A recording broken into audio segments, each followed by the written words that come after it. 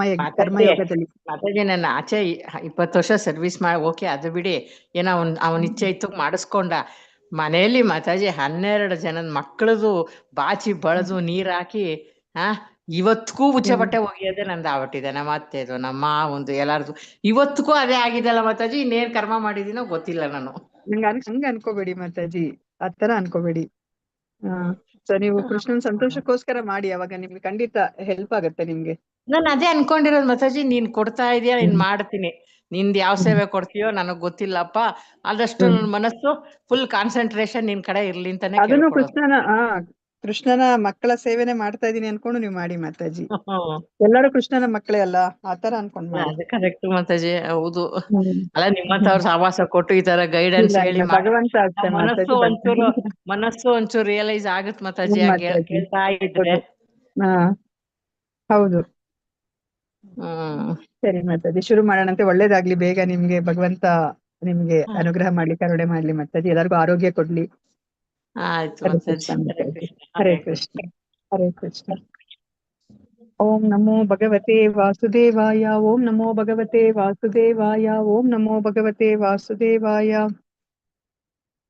ISKCON Mangaluru Shri Shri ರಾಧಾಗೋವಿಂದ ದೇವಸ್ಥಾನದ ವತಿಯಿಂದ ನಡೆಸಿಕೊಡುತ್ತಿರುವ ಭಾನುವಾರದ ಭಕ್ತಿ ಸದಾಚಾರ ತರಗತಿಗೆ ಎಲ್ಲರಿಗೂ ಸ್ವಾಗತವನ್ನು ಕೋರುತ್ತಾ ಇದ್ದೇನೆ. ಶ್ರೀ ಶ್ರೀ ರಾಧಾ ಗೋವಿಂದ ಅವರ ಚರಣಾರವಿಂದಗಳಲ್ಲಿ ನನ್ನ ನಮಸ್ಕಾರಗಳನ್ನು ಸಲ್ಲಿಸುತ್ತಾ, ಈ ಕೃಷ್ಣ ಪ್ರಜ್ಞೆಯನ್ನು ಪ್ರಪಂಚದಾದ್ಯಂತ ಹರಡಿರುವ ಇಸ್ಕಾನ್ ಸಂಸ್ಥೆಯ ಸಂಸ್ಥಾಪಕ ಆಚಾರ್ಯರಾದ ಎಸಿ ಭಕ್ತಿ ವೇದಾಂತ ಸ್ವಾಮಿ ಶ್ರೀಲ ಪ್ರಭುಪಾದ ಅವರಿಗೂ ನನ್ನ ನಮನಗಳನ್ನು ಸಲ್ಲಿಸುತ್ತಾ,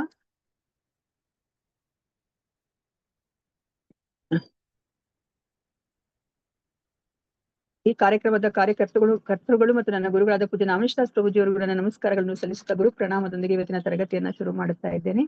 ಓಂ ಅಜ್ಞಾನ ತಿಮಿರಾಂಧಸ್ಯ ಜ್ಞಾನಾಂಜನ ಶಲಾಕಯ ಚಕ್ಷುರುನ್ಮೀಲಿತಂ ಯೇನ ತಸ್ಮೈ ಶ್ರೀ ಗುರವೇ ನಮಃ. ಶ್ರೀ ಚೈತನ್ಯ ಮನೋಭೀಷ್ಟಂ ಸ್ಥಾಪಿತಂ ಯೇನ ಭೂತಲೆ ಸ್ವಯಂ ರೂಪಃ ಕದಾ ಮಹ್ಯಂ ದದಾತಿ ಸ್ವಪದಾಂತಿಕಂ. ವಂದೇಹಂ ಶ್ರೀಗುರೋಃ ಶ್ರೀಯುತಪದಕಮಲಂ ಶ್ರೀಗುರೂನ್ ವೈಷ್ಣವಾಂಶ್ಚ ಶ್ರೀರೂಪಂ ಸಾಗ್ರಜಾತಂ ಸಹಗಣ ರಘುನಾಥಾನ್ವಿತಂ ತಂ ಸಜೀವಂ ಸಾದ್ವೈತಂ ಸಾವಧೂತಂ ಪರಿಜನಸಹಿತಂ ಕೃಷ್ಣ ಚೈತನ್ಯದೇವಂ ಶ್ರೀರಾಧಾ ಕೃಷ್ಣ ಪಾದಾನ್ ಸಹಗಣ ಲಲಿತಾ ಶ್ರೀ ವಿಶಾಖಾನ್ವಿತಾಂಶ್ಚ. ಹೇ ಕೃಷ್ಣ ಕರುಣಾ ಸಿಂಧೋ ದೀನಬಂಧೋ ಜಗತ್ಪತೆ ಗೋಪೇಶ ಗೋಪಿಕಾ ಕಾಂತ ರಾಧಾ ಕಾಂತ ನಮಸ್ತುತೆ. ತಪ್ತ ಕಾಂಚನ ಗೌರಾಂಗಿ ರಾಧೆ ವೃಂದಾವನೇಶ್ವರಿ ವೃಷಭಾನುಸುತೆ ದೇವಿ ಪ್ರಣಮಾಮಿ ಹರಿಪ್ರಿಯೆ. ವಾಂಚಾಕಲ್ಪತರುಭ್ಯಶ್ಚ ಕೃಪಾ ಸಿಂಧುಭ್ಯ ಏವ ಚ ಪತಿತಾನಾಂ ಪಾವನೇಭ್ಯೋ ವೈಷ್ಣವೇಭ್ಯೋ ನಮೋ ನಮಃ. ನಮೋ ಓಂ ವಿಷ್ಣುಪದಾಯ ಕೃಷ್ಣ ಪೃಷ್ಠಾಯ ಭೂತಲೆ ಶ್ರೀಮತೆ ಭಕ್ತಿ ವೇದಾಂತ ಸ್ವಾಮಿನ್ ಇತಿ ನಾಮಿನೇ. ನಾಮಸ್ತೆ ಸರಸ್ವತೆ ದೇವೆ ಗೌರವಾಣಿ ಪ್ರಚಾರಿಣೆ ನಿರ್ವಿಶೇಷ ಶೂನ್ಯವಾದಿ ಪಾಶ್ಚಾತ್ಯ ದೇಶತಾರಿಣೆ. ಜಯ ಶ್ರೀ ಕೃಷ್ಣ ಚೈತನ್ಯ ಪ್ರಭು ನಿತ್ಯಾನಂದ ಶ್ರೀ ಅದ್ವೈತಾ ಗದಾಧರ ಶ್ರೀವಾಸಾದಿ ಗೌರ ಭಕ್ತ ವೃಂದ. ಹರೇ ಕೃಷ್ಣ ಕೃಷ್ಣ ಕೃಷ್ಣ ಹರೇ ಹರೇ, ಹರೇ ರಾಮ ರಾಮ ರಾಮ ಹರೇ ಹರೇ. ಹರೇ ಕೃಷ್ಣ ಕೃಷ್ಣ ಕೃಷ್ಣ ಹರೇ ಹರೇ, ಹರೇ ರಾಮ ರಾಮ ರಾಮ ಹರೇ ಹರೇ. ಹರೇ ಕೃಷ್ಣ ಕೃಷ್ಣ ಕೃಷ್ಣ ಹರೇ ಹರೇ, ಹರೇ ರಾಮ ರಾಮ ರಾಮ ಹರೇ ಹರೇ.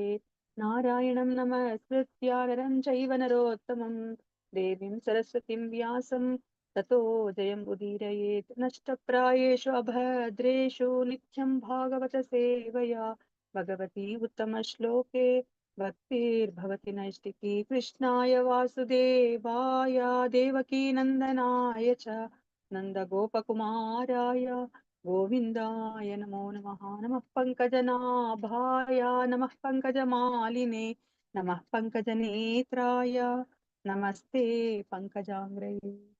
ಹರೇ ಕೃಷ್ಣ. ಮಾತಾಜಿಗಳ ಪ್ರಭು ಎಲ್ಲರಿಗೂ ಈ ಕಾರ್ಯಕ್ರಮಕ್ಕೆ ನಾನು ಸ್ವಾಗತವನ್ನ ಕೋರ್ತಾ ಇದ್ದೀನಿ. ಹರೇ ಕೃಷ್ಣ. ನನ್ನ ಧ್ವನಿ ಕೇಳಿಸ್ತಾ ಇದೆಯಾ? ಹರೇ ಕೃಷ್ಣ ಮಾತಾಜಿ. ಹರೇ ಕೃಷ್ಣ. ಕೇಳಿಸ್ತಾ ಇದೆ ಮಾತಾಜಿ. ನಾವು ಏನನ್ನ ತಿಳ್ಕೊತಾ ಇದ್ವಿ ಇಂದಿನ ವಾರಗಳಲ್ಲಿ? ಕೃಷ್ಣನಲ್ಲಿ ದೇವತೆಗಳ ಪ್ರಾರ್ಥನೆ. ಗರ್ಭಸ್ತುತಿನ ನಾವು ತಿಳ್ಕೊತಾ ಇದ್ವಿ. ಇವಾಗ ಕೃಷ್ಣ ದೇವಕಿ ಮಾತೆಯ ಗರ್ಭದಲ್ಲಿದ್ದಾರೆ. ಸೊ ಆಗ ಎಲ್ಲಾ ದೇವತೆಗಳು, ಬ್ರಹ್ಮಾದಿಗಳು, ಬ್ರಹ್ಮ, ಮಹೇಶ್ವರ ಮತ್ತೆ ಮಹರ್ಷಿಗಳು ಅವರೆಲ್ಲರನ್ನೂ ಸಹ ಇಂದ್ರಾದಿ ದೇವತೆಗಳು ಆ ಗರ್ಭದಲ್ಲಿರುವಂತಹ ಕೃಷ್ಣನನ್ನ ಕುರಿತು ಅವರು ಪ್ರಾರ್ಥನೆಯನ್ನ ಮಾಡ್ತಾ ಇದ್ದಾರೆ ಅಲ್ವಾ? ಅದನ್ನ ನಾವು ತಿಳ್ಕೊತಾ ಇದ್ವಿ. ಸೊ ಹಿಂದಿನ ವಾರದಲ್ಲಿ ನಾವೇನನ್ನ ತಿಳ್ಕೊಂಡಿದ್ವಿ? ಯಾರಿಗಾದ್ರೂ ಜ್ಞಾಪಕ ಇದೆಯಾ? ಹರೇ ಕೃಷ್ಣ ಮಾತಾಜಿ. ಹೇಳಿ ಮಾತಾಜಿ. ಮಾತಾಜಿ, ಅದೇ ಇದು ನಾವು ಜೀವನದಲ್ಲಿ ಎಷ್ಟೇ ಕಠಿಣ ತಪಸ್ಸುಗಳು ಮಾಡ್ಲಿ, ಮತ್ತೆ ನಮ್ಮ ಸರ್ವಸ್ವನೇ ದಾರಿ ಎರೆದ್ಬಿಟ್ಟು ಎಷ್ಟೇ ವೇದ ಅಧ್ಯಯನಗಳು ಮಾಡ್ಲಿ, ಭಕ್ತಿ ಇಲ್ದಿರ ಇದ್ರೆ ವೇಸ್ಟ್ ಅಂತ ಆ ಶ್ಲೋಕದಲ್ಲಿ ಅರವಿಂದಾಕ್ಷ ವಿಮುಕ್ತ ಮಾನಿನಸ್ ಅಂತ ಅದ್ರಲ್ಲಿ ಹೇಳಿದ್ದಾರೆ ಮಾತಾಜಿ. ಭಕ್ತಿ ಇಲ್ಲ ಅಂತಂದ್ರೆ ನಮ್ ಜೀವನ ಫುಲ್ಲು ವೇಸ್ಟ್, ಮುಕ್ತಿ ಸಿಗಲ್ಲ. ಮುಕ್ತಿಗೋಸ್ಕರ ಎಷ್ಟೇ ತಪಸ್ ಮಾಡ್ಲಿ, ಎಷ್ಟೇ ದಾನ ಧರ್ಮಗಳು ಮಾಡ್ಲಿ, ಪರೋಪಕಾರ ಮಾಡ್ಲಿ, ಅದೆಲ್ಲ ವೇಸ್ಟ್. ಭಕ್ತಿ ಇರ್ಬೇಕು ಅಂದ್ರೆ ದೇವರ ಕಮಲದಂತ ಪಾದಗಳ ಶರಣಾಗತಿ ಆಗ್ಬೇಕು ಆ ಪಾದಗಳಿಗೆ ಅಂತ ಹೇಳಿದ್ರಿ ಮಾತಾಜಿ. ಧನ್ಯವಾದಗಳು ಮಾತಾಜಿ. ಧನ್ಯವಾದಗಳು ಮಾತಾಜಿ. ಸೊ ಮುಕ್ತಿ ಬೇಕಾದ್ರೆ ಸಿಗ್ಬೋದು, ಆದ್ರೆ ಭಗವಂತನ ಸಾಮ್ರಾಜ್ಯವನ್ನ ನಾವು ಪ್ರವೇಶ ಮಾಡ್ಲಿಕ್ಕೆ ಸಾಧ್ಯ ಇಲ್ಲ. ಅಂದ್ರೆ ನಾವು ಗೋಲೋಕ ವೃಂದಾವನಕ್ಕೆ ಹೋಗಿ ನಾವು ಭಗವಂತನ ಆ ಪಾದ ಕಮಲಗಳಲ್ಲಿ ನಾವು ದಾಸರಾಗಿ ನಾವು ಸೇವೆನ ಮಾಡ್ಲಿಕ್ಕೆ ಸಾಧ್ಯ ಇಲ್ಲ ಅಲ್ವಾ? ನಾವ್ ಏನನ್ನೇ ಮಾಡಿದ್ರು ಭಕ್ತಿಯನ್ನ ಮಾಡ್ಲಿಲ್ಲ ಅಂದ್ರೆ ಅಲ್ವಾ? ಅದನ್ನ ನಾವು ತಿಳ್ಕೊಂಡ್ವಿ. ಸೊ ಇವಾಗ ಮತ್ತೆ ಏನಾಯ್ತು? ಇವಾಗ ಅವರೆಲ್ಲ ಅಷ್ಟು ಕಷ್ಟಪಟ್ಟು ಅಷ್ಟು ಕಠಿಣ ಪರಿಶ್ರಮವನ್ನ ತಗೊಂಡ್ರು ಸಹ ಅವರು ಪರಿಪೂರ್ಣತೆಯನ್ನ ಅವರು ಪಡೆದಿಲ್ಲ ಅಲ್ವಾ? ಅವ್ರ ಜೀವನದಲ್ಲಿ ಪಡೆಯೋದಿಲ್ಲ. ಆದ್ರೆ ಇಲ್ಲಿ ನಮ್ಗೆ ಏನನ್ನ ಹೇಳ್ತಾ ಇದ್ದಾರೆ ಈಗ ನೆಕ್ಸ್ಟ್ ಶ್ಲೋಕದಲ್ಲಿ, ಅದರ ಕಂಟಿನ್ಯೂಯೇಷನ್ ತರನೇ ಈಗ ನೋಡೋಣಂತೆ ಇಲ್ಲಿ ಏನನ್ನ ಹೇಳ್ತಾ ಇದ್ದಾರೆ ಅಂತ ಬಿಟ್ಟು. ಶ್ಲೋಕ 33. ತತಾನತೆ ಮಾಧವ ತಾವಕಾಹ ಕ್ವಚಿತ್ ಭ್ರಶ್ಯಂತಿ ಮಾರ್ಗಾತ್ ತ್ವಯಿ ಬದ್ಧ ಸೌಹೃದಾಃ ತ್ವಯಾಭಿಗುಪ್ತಾ ವಿಚರಂತಿ ನಿರ್ಭಯಾ ವಿನಾಯಕಾನೀಕಪಮೂರ್ಧಸು ಪ್ರಭೋ. ತತಾನತೆ ಮಾಧವ ತಾವಕಾಹ ಕ್ವಚಿತ್ ಭ್ರಶ್ಯಂತಿ ಮಾರ್ಗಾತ್ ತ್ವಯಿ ಬದ್ಧ ಸೌಹೃದಾಃ ತ್ವಯಾಭಿಗುಪ್ತಾ ವಿಚರಂತಿ ನಿರ್ಭಯಾ ವಿನಾಯಕಾನೀಕಪಮೂರ್ಧಸು ಪ್ರಭೋ. ತತಾನತೆ ಮಾಧವ ತಾವಕಾಹ ಕ್ವಚಿತ್ ಭ್ರಶ್ಯಂತಿ ಮಾರ್ಗಾತ್ ತ್ವಯಿ ಬದ್ಧ ಸೌಹೃದಾಃ ತ್ವಯಾಭಿಗುಪ್ತಾ ವಿಚರಂತಿ ನಿರ್ಭಯಾ ವಿನಾಯಕಾನೀಕಪಮೂರ್ಧಸು ಪ್ರಭೋ. ಹರೇ ಕೃಷ್ಣ. ನಾನು ಈ ಶ್ಲೋಕವನ್ನ ಒಂದೊಂದು ಲೈನ್ ಹೇಳ್ತೀನಿ, ನಾನು ಹೇಳಿದ್ದಾದ್ಮೇಲೆ ನೀವೆಲ್ಲರೂ ಸಹ ರಿಪೀಟ್ ಮಾಡಿ. ತತಾನತೆ ಮಾಧವ ತಾವಕಾಹ ಕ್ವಚಿತ್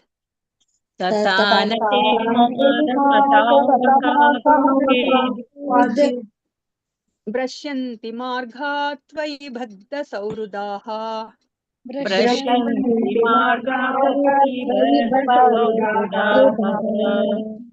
ತ್ವಯಾಭಿಗುಪ್ತಾ ವಿಚರಂತಿ ನಿರ್ಭಯಾ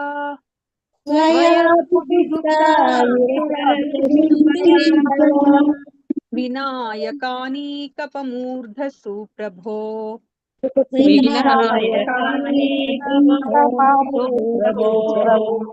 ತತಾನತೆ ಮಾಧವ ತಾವಕಾಹ ಕ್ವಚಿತ್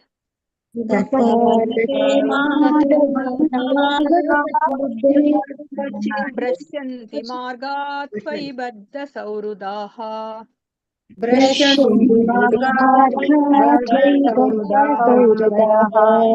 ತ್ವಯಾಭಿಗುಪ್ತಾ ವಿಚರಂತಿ ನಿರ್ಭಯಾ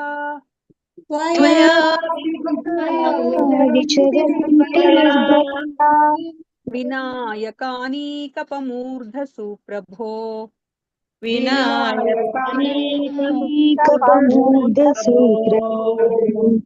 ತತಾನತೆ ಮಾಧವ ತಾವಕಾಹ ಕ್ವಚಿತ್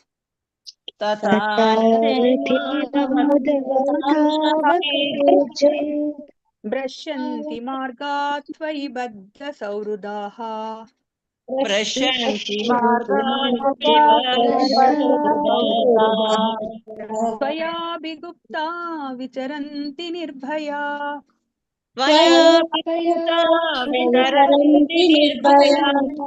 ವಿನಾಯಕಾನೀಕಪಮೂರ್ಧಸು ಪ್ರಭು.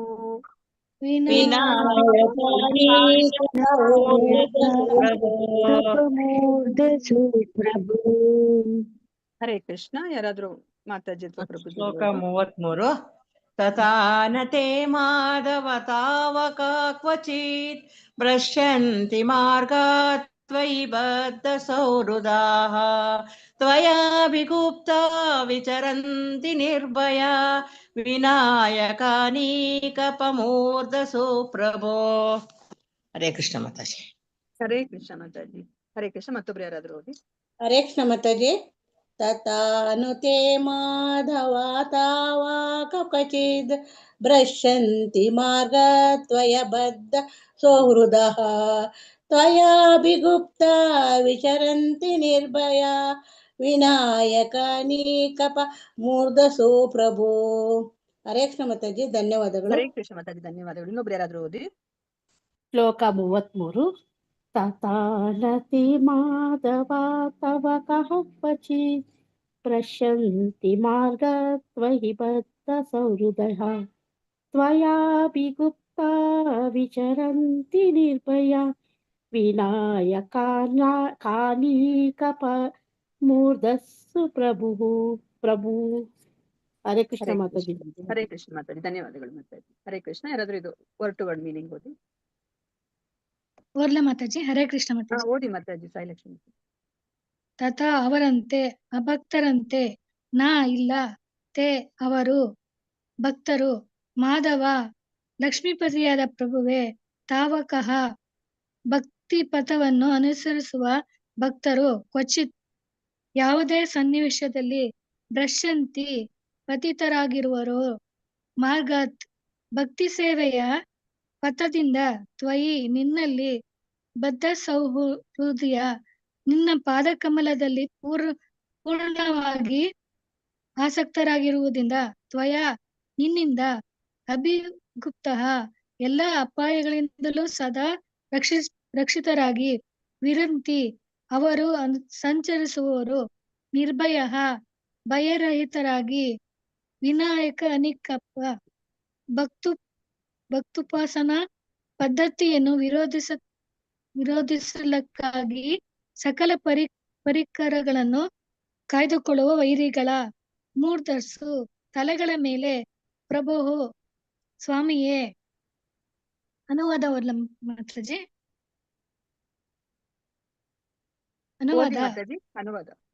ಅನುವಾದ. ಹೇ ಮಾಧವನೇ, ಲಕ್ಷ್ಮೀಪತಿಯಾಗಿರತಕ್ಕ ದೇವೋತ್ತಮ ಪರಮ ಪುರುಷನೇ, ನಿನ್ನಲ್ಲಿ ಪರಿಪೂರ್ಣ ಪ್ರೇಮದಲ್ಲಿರುವ ಭಕ್ತರು ಕೆಲವು ವೇಳೆ ಭಕ್ತಿ ಪದದಿಂದ ಜಾರಿದರೆ ಅವರು ಭಕ್ತರಲ್ಲದವರ ಹಾಗೆ ಪತಿತರಾಗುವುದಿಲ್ಲ, ಏಕೆಂದರೆ ನೀನು ಅವರನ್ನು ರಕ್ಷಿಸುವೆ.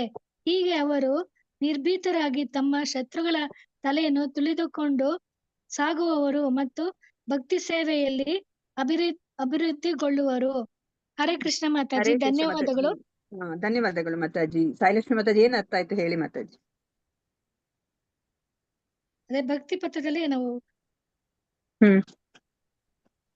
ಭಕ್ತಿ ಪಥದಲ್ಲಿದ್ರೆ ನಾವು ಶತ್ರುಗಳಿಂದ ನಮ್ಮನ್ನ ರಕ್ಷಿಸುತ್ತಾರೆ ಅಂತ. ಇನ್ನೊಂದು ಇಂಪಾರ್ಟೆಂಟ್,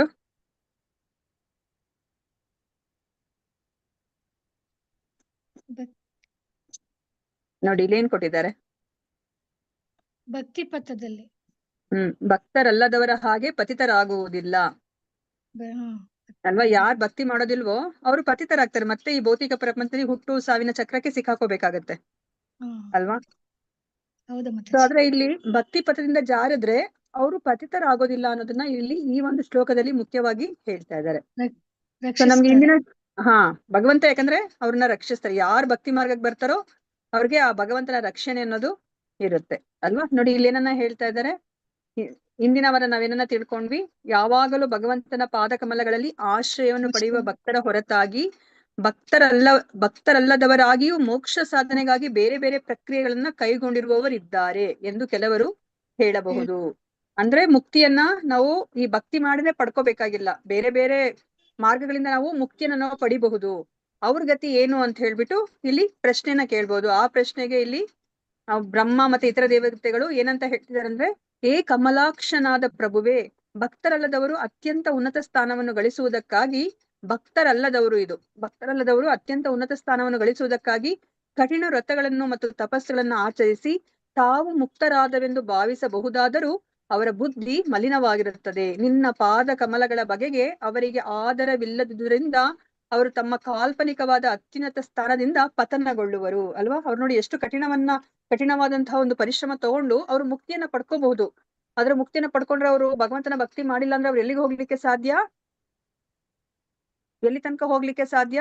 ಬ್ರಹ್ಮನ್ ಅಂತ ತನಕ ಹೋಗ್ಬೋದು ಮಾತಾಜಿ.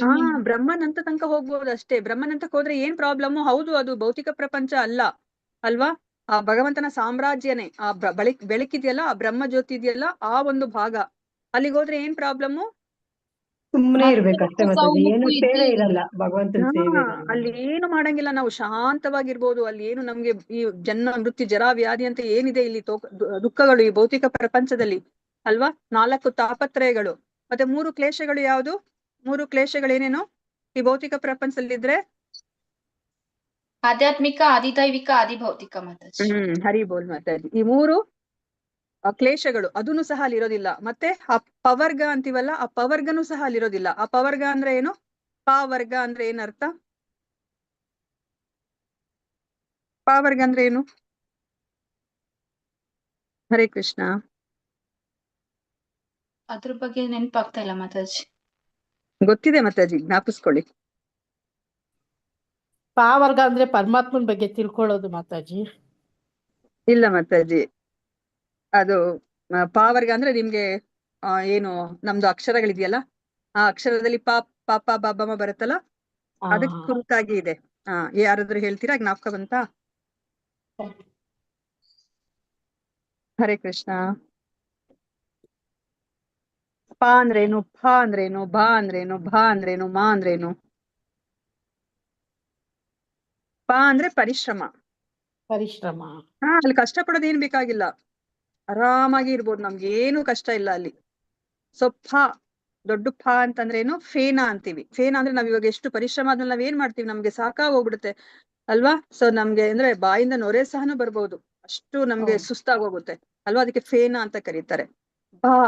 ಭ ಅಂತಂದ್ರೆ ಬಂಧನ, ನಾವಿಲ್ಲಿ ಬಂಧನಕ್ಕೆ ಒಳಗಾಗ್ತೀವಿ ಅಲ್ವಾ? ಮತ್ತೆ ದೊಡ್ಡ ಭಯ ಅಲ್ವಾ? ಆ ಭಯ ಅನ್ನೋದು ಈ ಭೌತಿಕ ಪ್ರಪಂಚದಲ್ಲಿದೆ. ಮಾ ಅಂತಂದ್ರೆ ಮೃತ್ಯು ಅಲ್ವಾ? ಸೊ ಎಗೇನ್ ಈ ಪವರ್ಗನು ಸಹ ಅಲ್ಲಿಲ್ಲ ಅಲ್ವಾ? 4 ಶಾಶ್ವತ ತಾಪತ್ರಯಗಳು ಅಂತ ನಾವೇನ್ ಹೇಳ್ತೀವಿ, ಜನ್ಮ ಮೃತ್ಯು ಜರಾ ವ್ಯಾಧಿ ಅಲ್ಲಿಲ್ಲ ಅಲ್ವಾ? 3 ಕ್ಲೇಶಗಳು ಇಲ್ಲ. ಏನು ಆಧ್ಯಾತ್ಮಿಕ, ಆದಿಭೌತಿಕ, ಆದಿದೈವಿಕ ಕ್ಲೇಶಗಳು ಸಹ ಅಲ್ಲಿಲ್ಲ. ಮತ್ತೆ ಈ ಪವರ್ಗನು ಸಹ ಅಲ್ಲಿಲ್ಲ. ಶಾಂತವಾಗಿ ನಾವು ಇರಬಹುದು ಅಲ್ವಾ? ಆದ್ರೆ ನಮ್ಗೆ ಅಲ್ಲಿ ಹೆಚ್ಚು ದಿನ ಇರ್ಲಿಕ್ಕೆ ಆಗೋದಿಲ್ಲ. ಅಲ್ಲಿ ಹೋದ್ರೂ ಸಹ ನಾವು ಪತನಗೊಳ್ತೀವಿ. ಅದನ್ನೇ ಇಲ್ಲಿ ಹೇಳ್ತಾ ಇದ್ದಾರೆ. ಯಾಕೆ ಪತನಗೊಳ್ತೀವಿ ನಾವು? ಯಾಕೆ ನಾವು ಪತನಗೊಳ್ತೀವಿ? ನಾವು ಆ ಬ್ರಹ್ಮ ಜೊತೆಗೆ ಹೋಗಿ ನಾವು ಒಂದು ಚಿತ್ಕಣವಾಗಿ ಅಲ್ಲಿ ನಾವು ಆ ಬ್ರಹ್ಮನ ಅಂದ್ರೆ ಆ ಒಂದು ಬ್ರಹ್ಮನ್ ಅಂತಂದ್ರೆ ಆ ಭಗವಂತನ ಬೆಳಕಿನಲ್ಲಿ ನಾವು ಲೀನ ಆದಾಗ, ಸೊ ನಾವ್ ಯಾಕೆ ಪತನಗೊಳ್ತೀವಿ? ಹರೇ ಕೃಷ್ಣ.